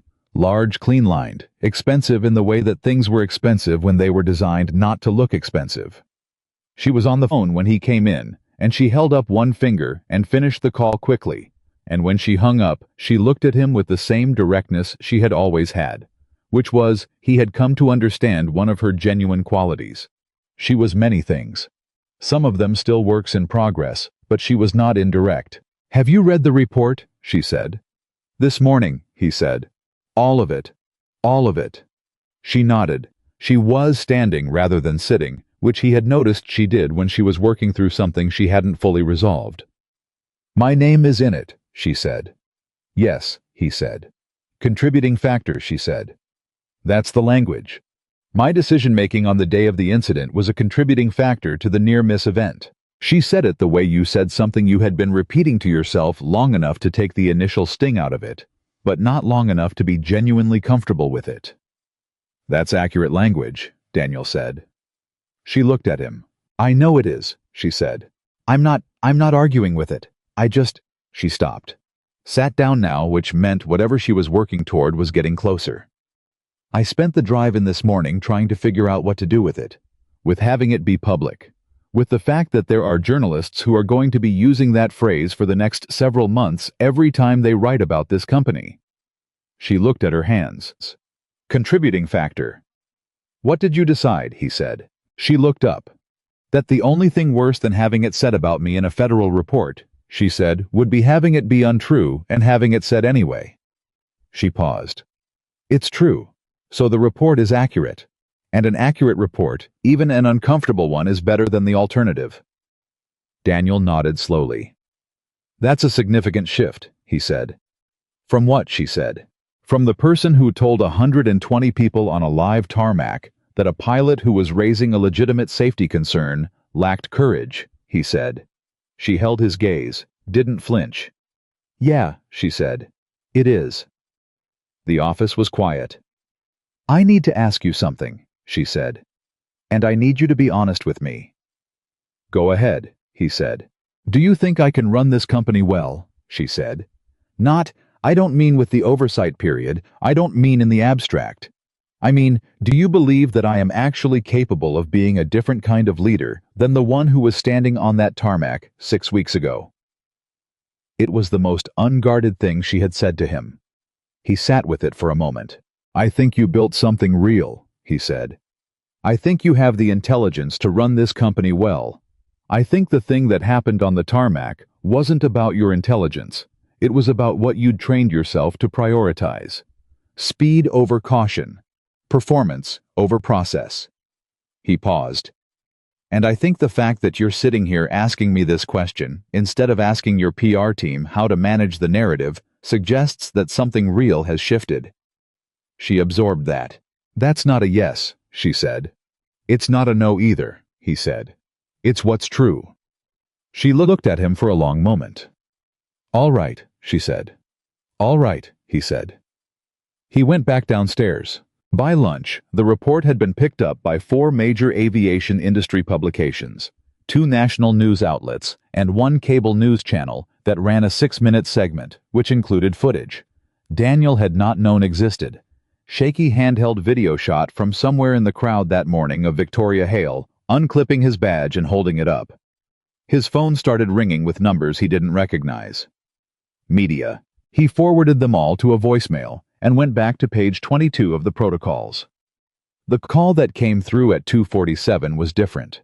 He almost didn't pick it up, another unknown number, probably another journalist, but something made him answer. Mr. Brooks, said a voice he did not recognize. Male, older, the kind of voice that had spent a long time being listened to and was accustomed to the weight of that. My name is Harold Sims. I'm the chair of the Aviation Safety Advisory Council. You may know the organization. Daniel set down his pen. I know it, he said. The ASAC was an independent federal advisory body, not a regulatory agency, but deeply tied to regulatory processes. The kind of organization whose recommendations tended eventually to become policy. I've read the NTSB report this morning, Sims said, and I've also reviewed the documentation you provided as part of your deposition.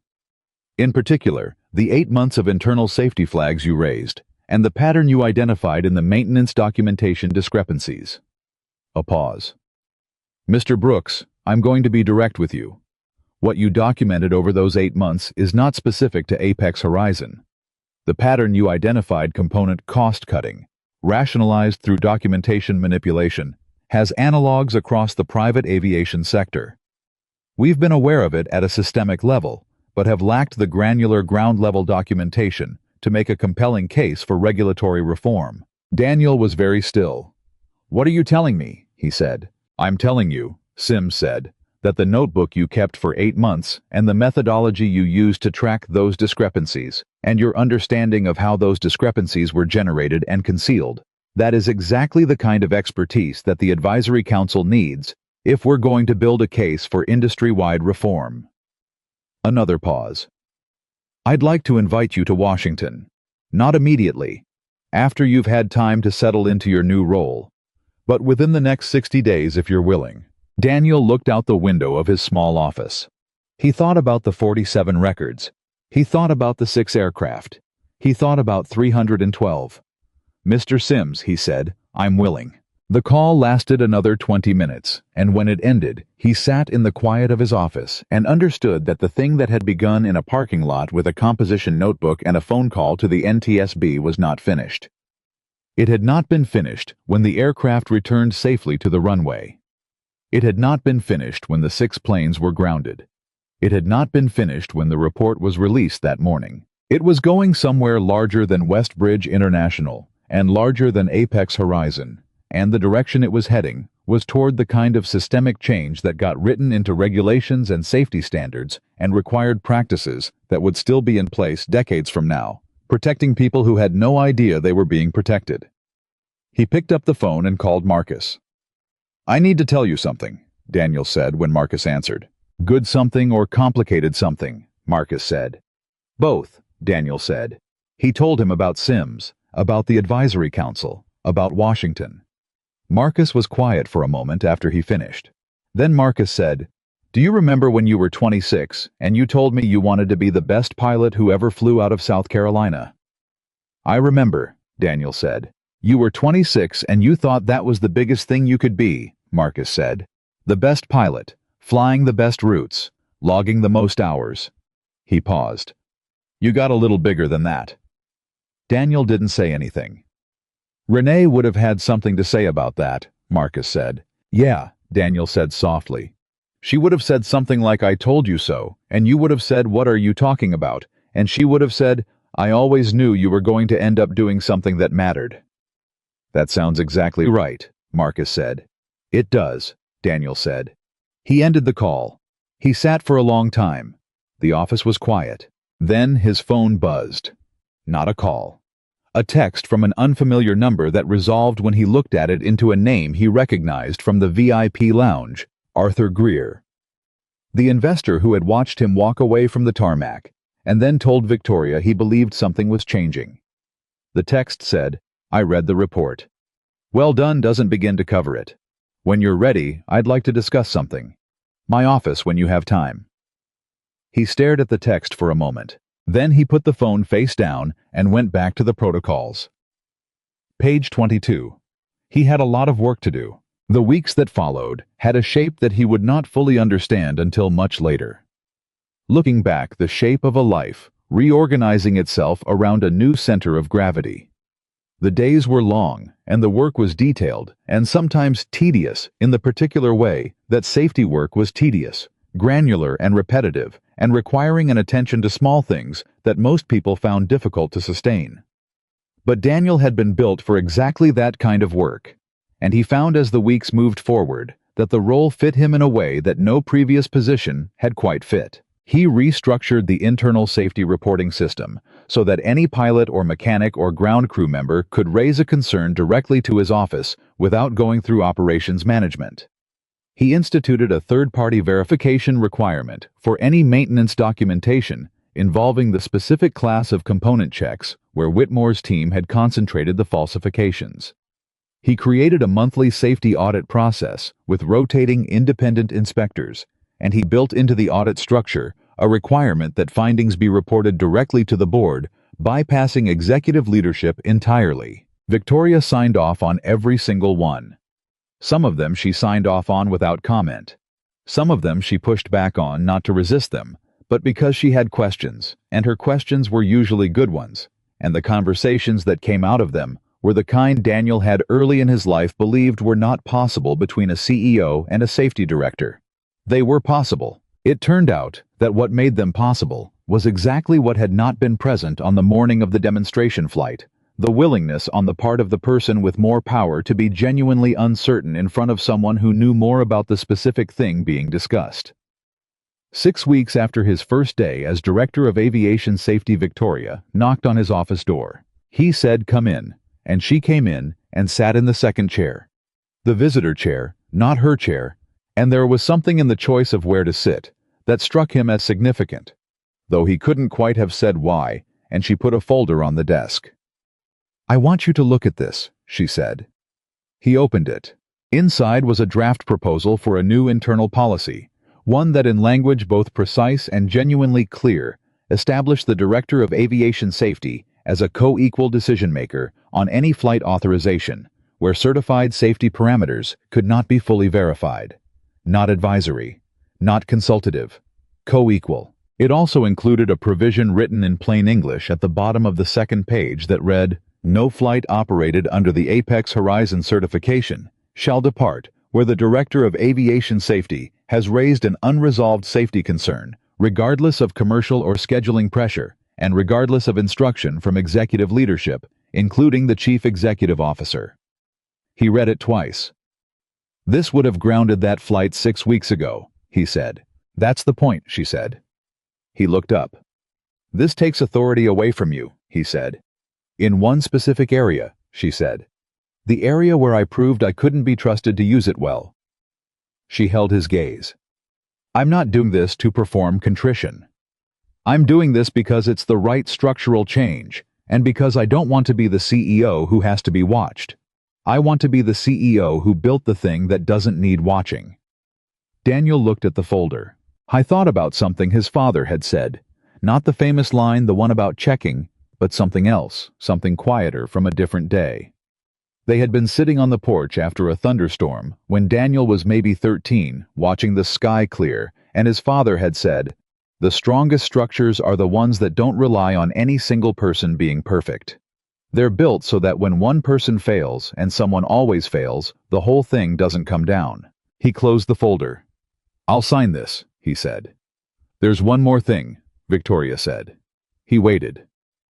"The board wants to do a public statement," she said, "about the investigation, about the changes we're making, about—" She paused. "About what happened that morning, the specific sequence of events, including the badge." He looked at her. "They want to name you," she said. "By name, in the statement. What you found, what you reported, what happened when we didn't listen, and what happened when you came back anyway." The office was quiet. "Do you consent to that?" she asked. "I wanted to ask you directly, not through legal." Daniel thought about it.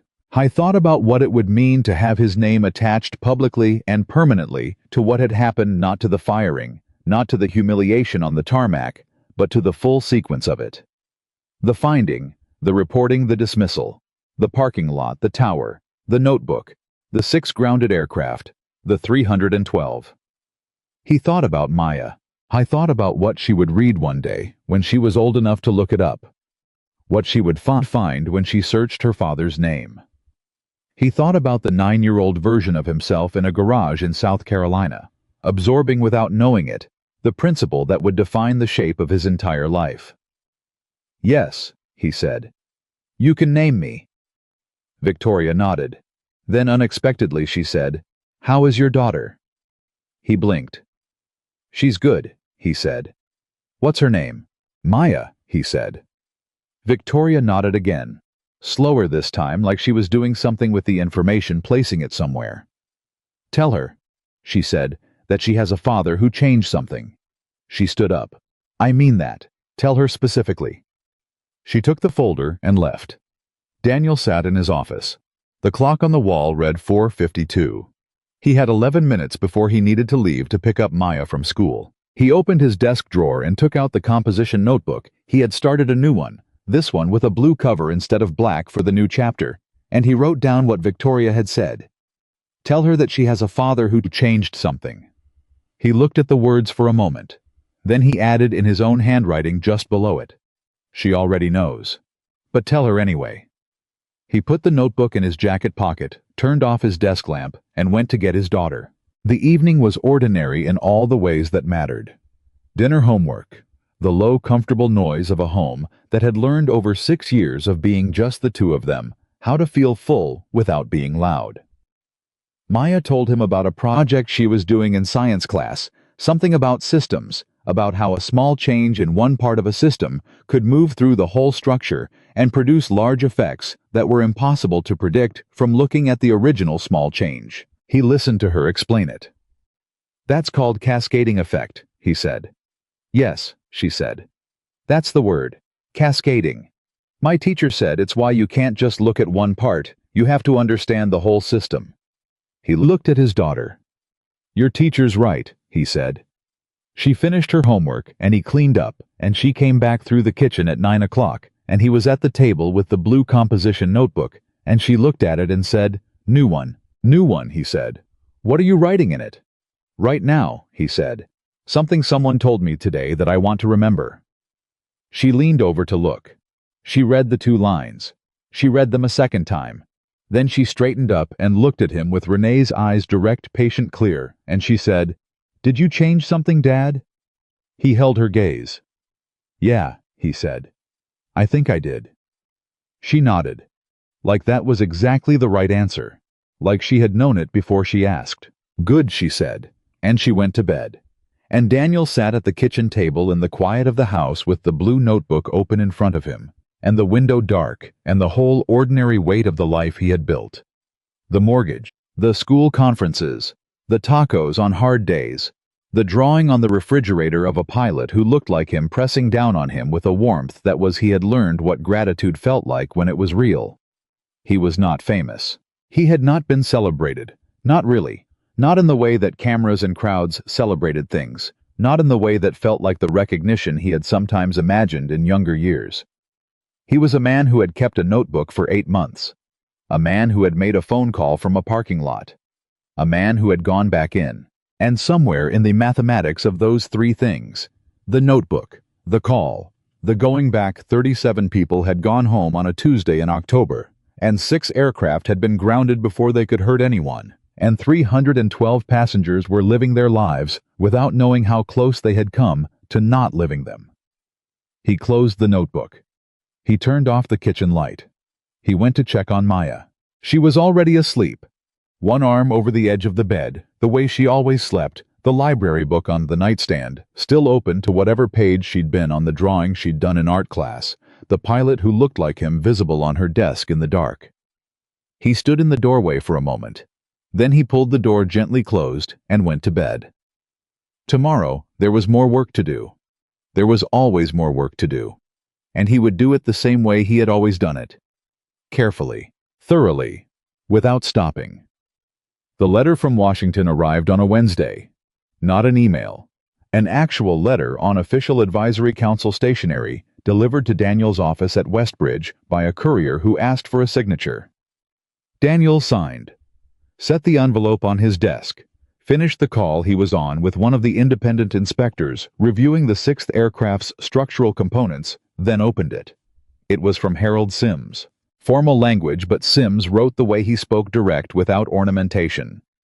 The letter confirmed that the Aviation Safety Advisory Council had completed its preliminary review of the systemic documentation issues identified in the Apex Horizon investigation, and that the review had identified analogous patterns in records from 11 additional private aviation operators across 7 states. 11. Not 6. Not 1. 11 companies, each operating with some version of the same calculation that Charles Whitmore had made. That documentation was cheaper to manage than maintenance, that the distance between a falsified record and a catastrophic failure was large enough to live in. The letter formally invited Daniel Brooks to address the Advisory Council in Washington in 30 days as a subject matter expert on internal safety documentation and systemic fraud detection in private aviation.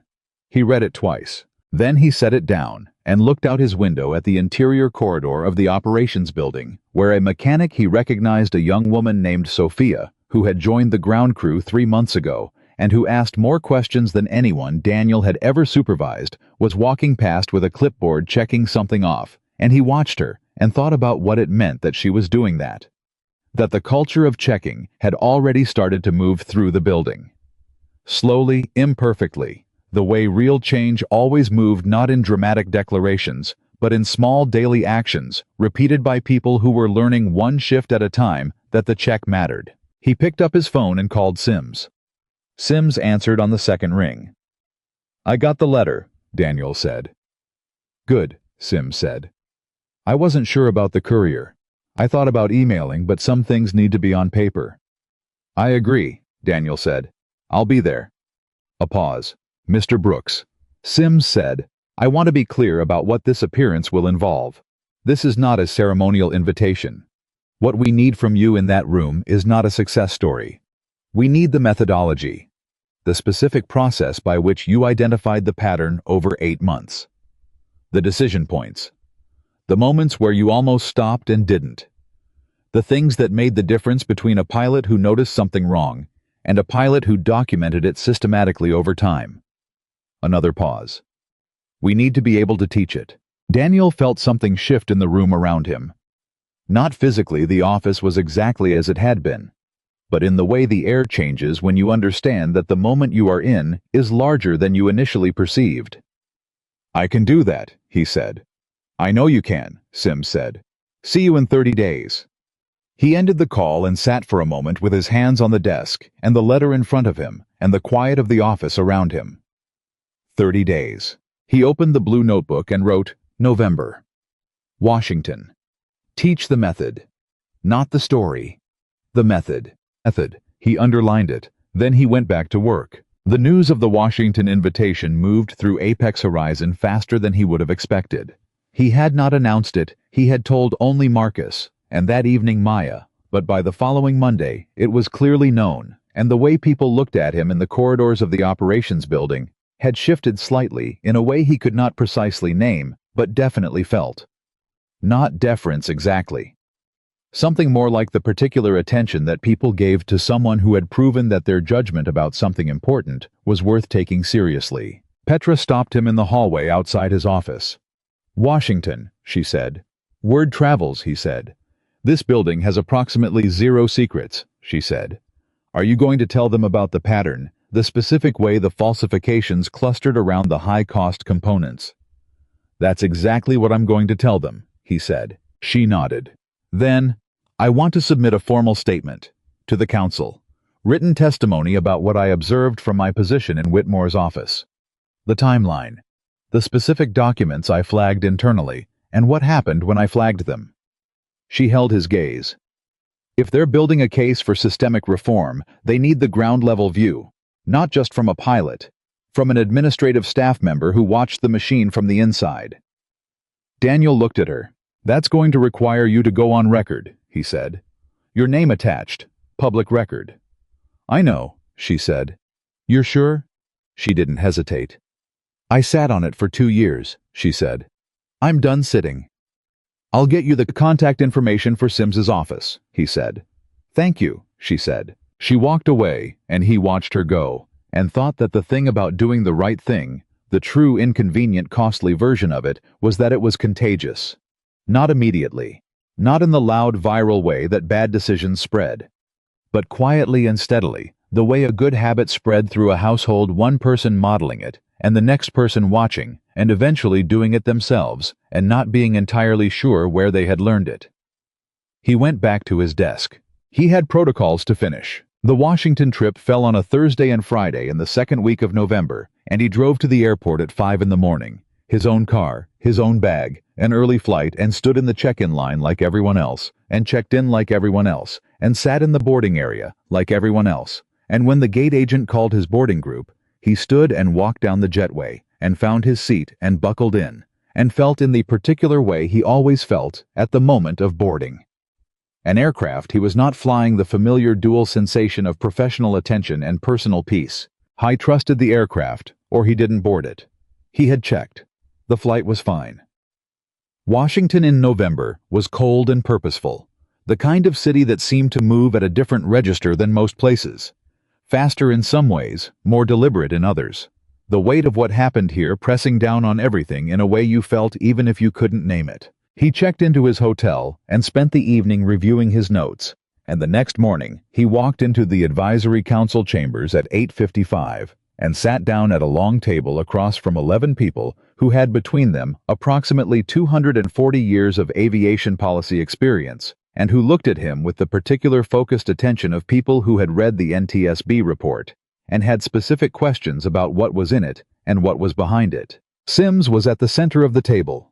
He was older than Daniel had pictured from the phone, late 60s, white-haired, with the careful, deliberate energy of someone who had learned that the fastest way to the true answer was rarely the most direct route. "Mr. Brooks," he said, "thank you for coming." "Thank you for the letter," Daniel said. Sims almost smiled. "Let's begin." Daniel talked for 4 hours.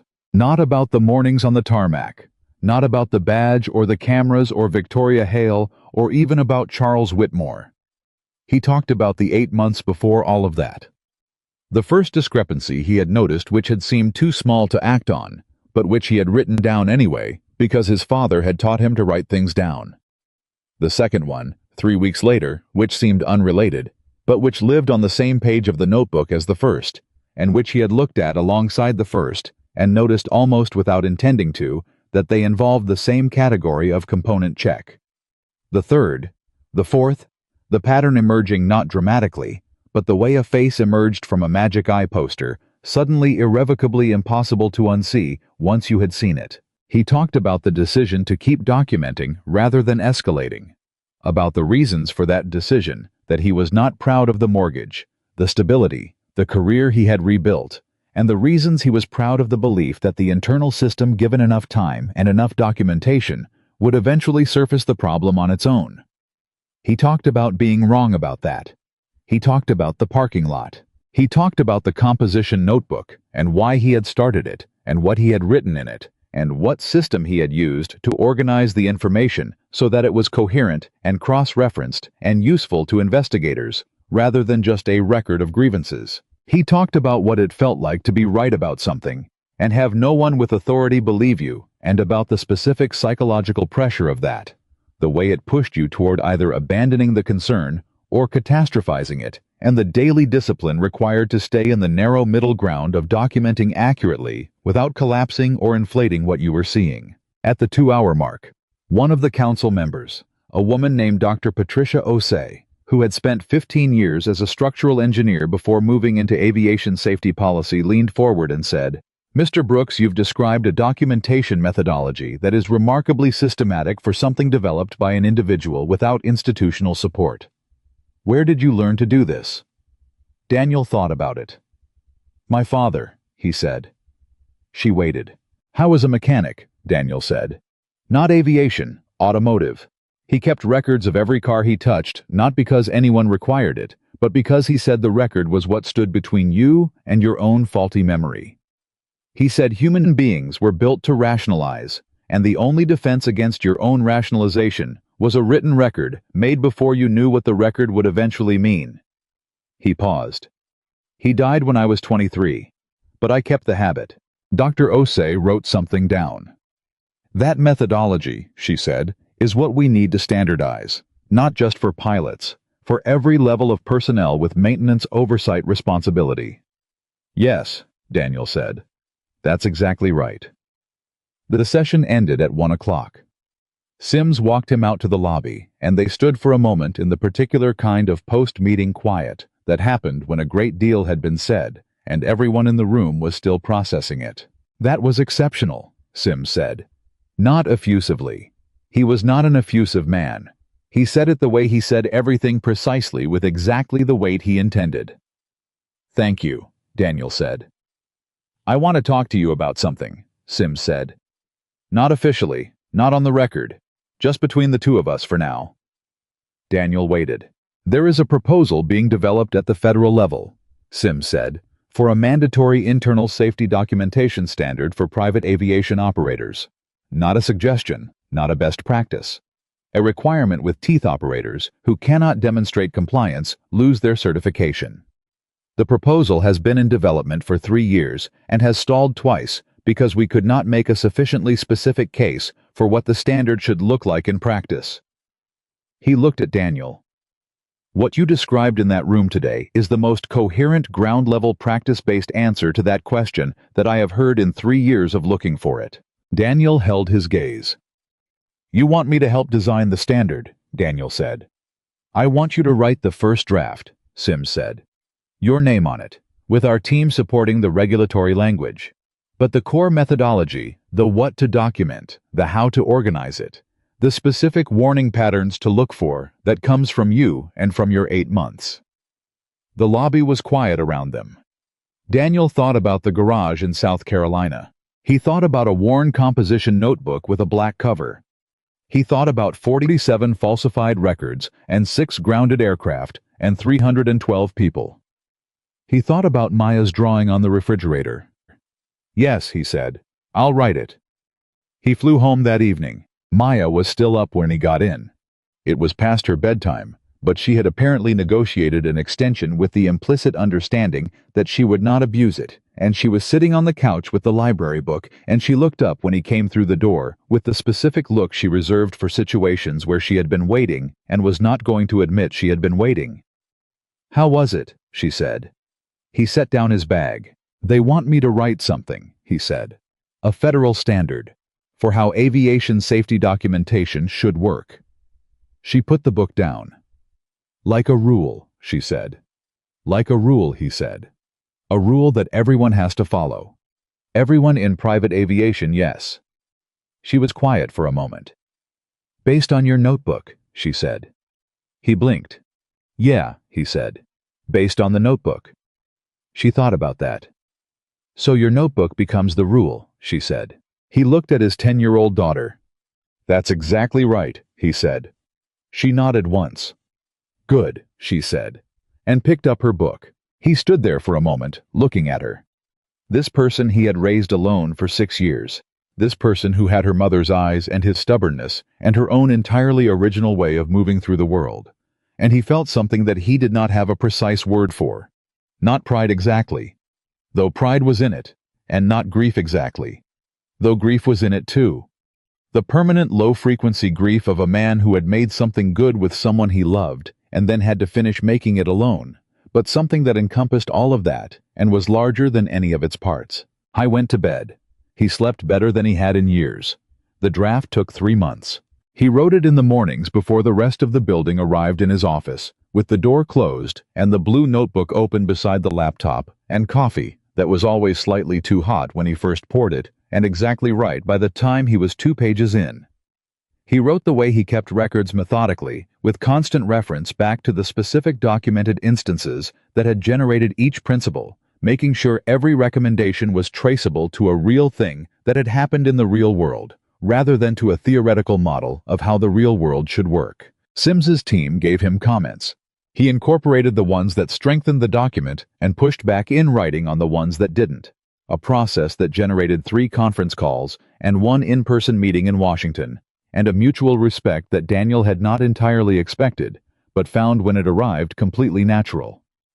In February, the draft was submitted to the Federal Aviation Administration for formal review. In March, it was entered into the official regulatory comment period open to the public and to industry representatives, which was where it got complicated.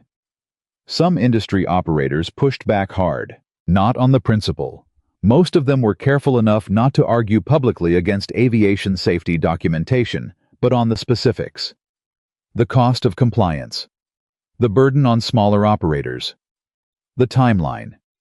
The particular way that the standards were written gave too much discretionary authority to individual safety personnel, which was several industry representatives argued in formal comments, a recipe for operational disruption. Daniel read every comment. He responded to 31 of them personally, in writing through the official regulatory process, explaining his reasoning with the same patience and specificity he applied to everything. Not defensive, not combative, just clear. The FAA reviewer assigned to the comment period was a woman named Cynthia Park, who called him at 8 in the morning on a Tuesday in April and said, "Mr. Brooks, I've been doing regulatory review for 12 years, and I have never seen a private citizen respond to 31 formal comments with this level of specificity." "Were the responses useful?" he said. "They were," she said. "They were also in some cases quite pointed." "If a comment is wrong," Daniel said, "it's more respectful to explain clearly why it's wrong than to be vague about it." She laughed a short, surprised sound. "The final rule goes to the administrator next month," she said. "I think you should know that the responses you submitted materially strengthen the regulatory record for the standard. If this moves forward, and I believe it will move forward, your responses are part of the official record that will be cited in any legal challenge to the rule." He processed that. "My responses," he said. "Your responses," she said. "You're now part of the legal architecture of this regulation." He ended the call. He sat in his office. He thought about the morning in the parking lot at Westbridge when he had sat in his car with the composition notebook on his lap and wondered whether the call he was about to make would matter. He thought the legal architecture of a federal regulation. He thought about his father's voice. The moment you stop checking is the moment something kills you. He opened the blue notebook. He wrote April. The responses matter. The record is permanent. Then he wrote, Dad. I wish you could see this. He looked at the words for a moment. Then he closed the notebook and went back to work.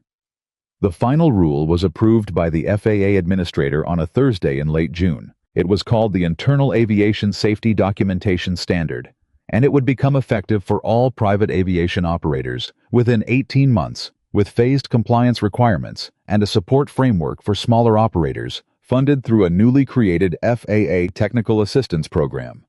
It was not named after anyone.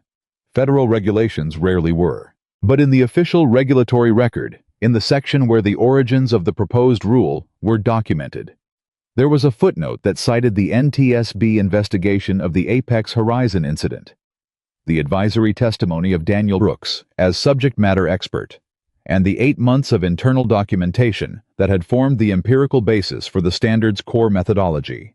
8 months. 1 composition notebook. 1 phone call from a parking lot. The rule affected more than 1,400 private aviation operators across the United States. Marcus called him the day the final rule was published. "Have you seen it?" Marcus said. "I've seen it," Daniel said. "How does it feel?" Daniel thought about that honestly. "It feels like," he said slowly, "the thing my father was trying to tell me was about something bigger than I understood when I was 9 years old." Marcus was quiet for a moment. "He was a smart man," Marcus said. "How was?" Daniel said. A pause. "You're going to keep flying, right?" Marcus said. "You're not just going to be a desk guy." Daniel almost laughed. "I'm going to keep flying," he said. "Good," Marcus said. "The sky needs people who check."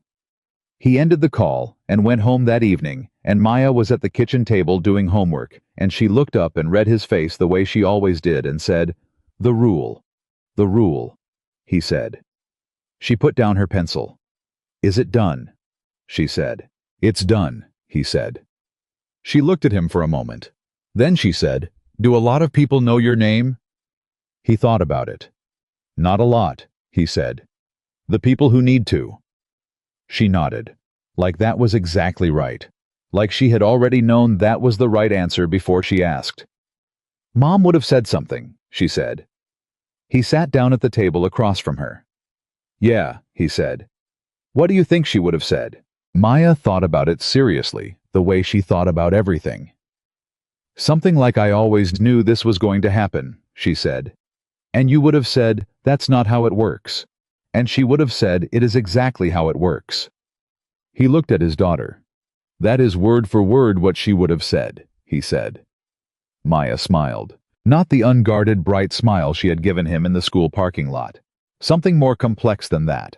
Something that had years in it, and understanding, and a grief that was real, but that had been over 6 careful years, folded into something livable.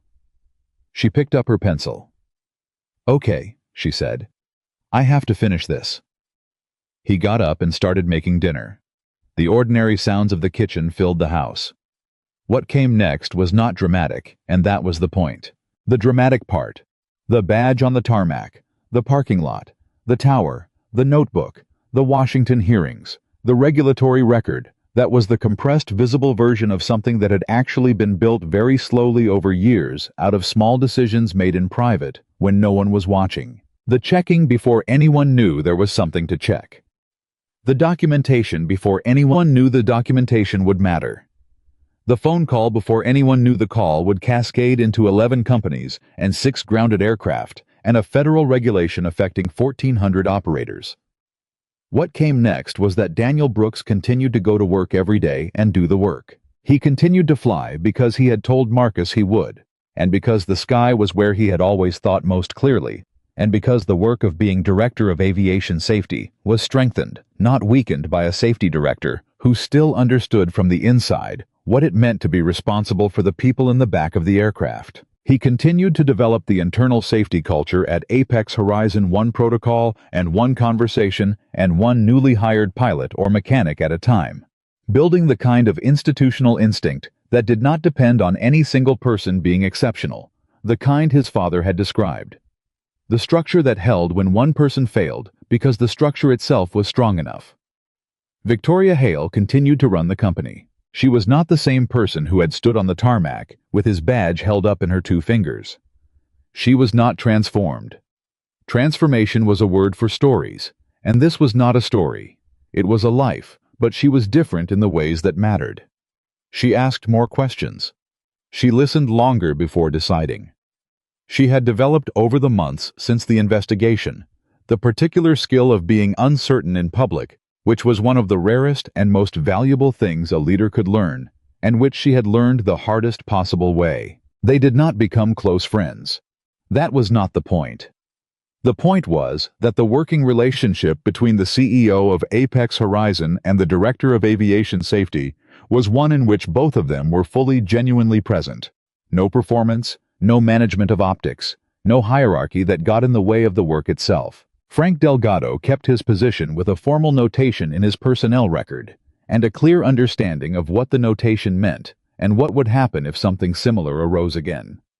He had become, in Daniel's observation, a more honest version of himself than he had been, not because honesty was easy for him, but because he had learned at cost what dishonesty eventually required you to carry. Petra was promoted to Director of Administrative Operations, a new position that Victoria created with input from Daniel, and that was structured to give administrative staff a formal channel for raising concerns that bypassed executive management. The position was Petra's idea, articulated in a memo she had written and submitted to the board directly. The board approved it unanimously. Charles Whitmore was indicted on federal fraud charges in January and pled guilty to 3 counts in March. The sentencing was scheduled for the following fall. His attorneys argued for leniency based on his prior record and the non-violent nature of the offense. The NTSB filed a formal victim impact statement that documented as specifically as possible what his decisions had meant in human terms. The 312 passengers, the 6 aircraft, the 47 records, the systemic exposure that had made every one of those flights a gamble that the passengers had not been given the option to refuse. Daniel was asked if he wanted to provide a victim statement. He thought about it for a long time. Then he wrote one. It was 3 paragraphs. The first paragraph stated the facts. The second paragraph stated what those facts had cost, not him personally, not Apex Horizon institutionally, but the abstract, real, uncountable people whose safety had been treated as a variable to be managed rather than a responsibility to be honored. The third paragraph said only this: "What I hope Charles Whitmore understands is that the records he falsified were not numbers. They were promises. And every promise has a cost when it is broken." He submitted it and did not attend the sentencing. He had work to do.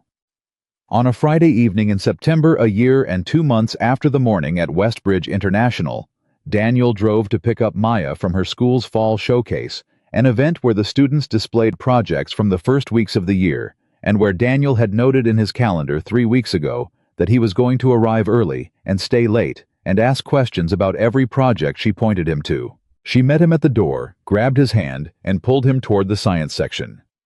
"I want to show you something," she said.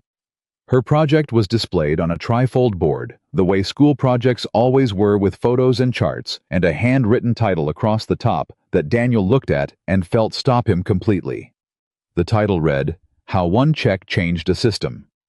He stood in front of the board and read it. She had documented in the language of an 11-year-old who had absorbed more than he had realized the cascading effect of a single systematic documentation practice. 1 pilot, 8 months. 1 notebook, and the systemic changes that had followed. Not using his name. Not in a way that was about him. In a way that was about the principle. About what happened when one person decided that the check mattered and kept deciding it day after day without stopping. The board included a diagram of the cascading effect she had described to him in the kitchen months ago: the small change, the system, the large effects that were impossible to predict from the original small change. She had used it. She had built something with what she'd learned. He stood in front of the board and did not trust himself to speak for a moment. Maya was watching him. "Do you like it?" she said. He looked at his daughter. "Yeah," he said. His voice was not entirely steady. "I like it." "I got it from you," she said, simply, as a statement of fact. "I know," he said. "You got it from Grandpa," she said. He nodded. "And now I have it," she said. He looked at her for a long moment. At Renee's eyes in her face. At his own stubbornness in the set of her jaw.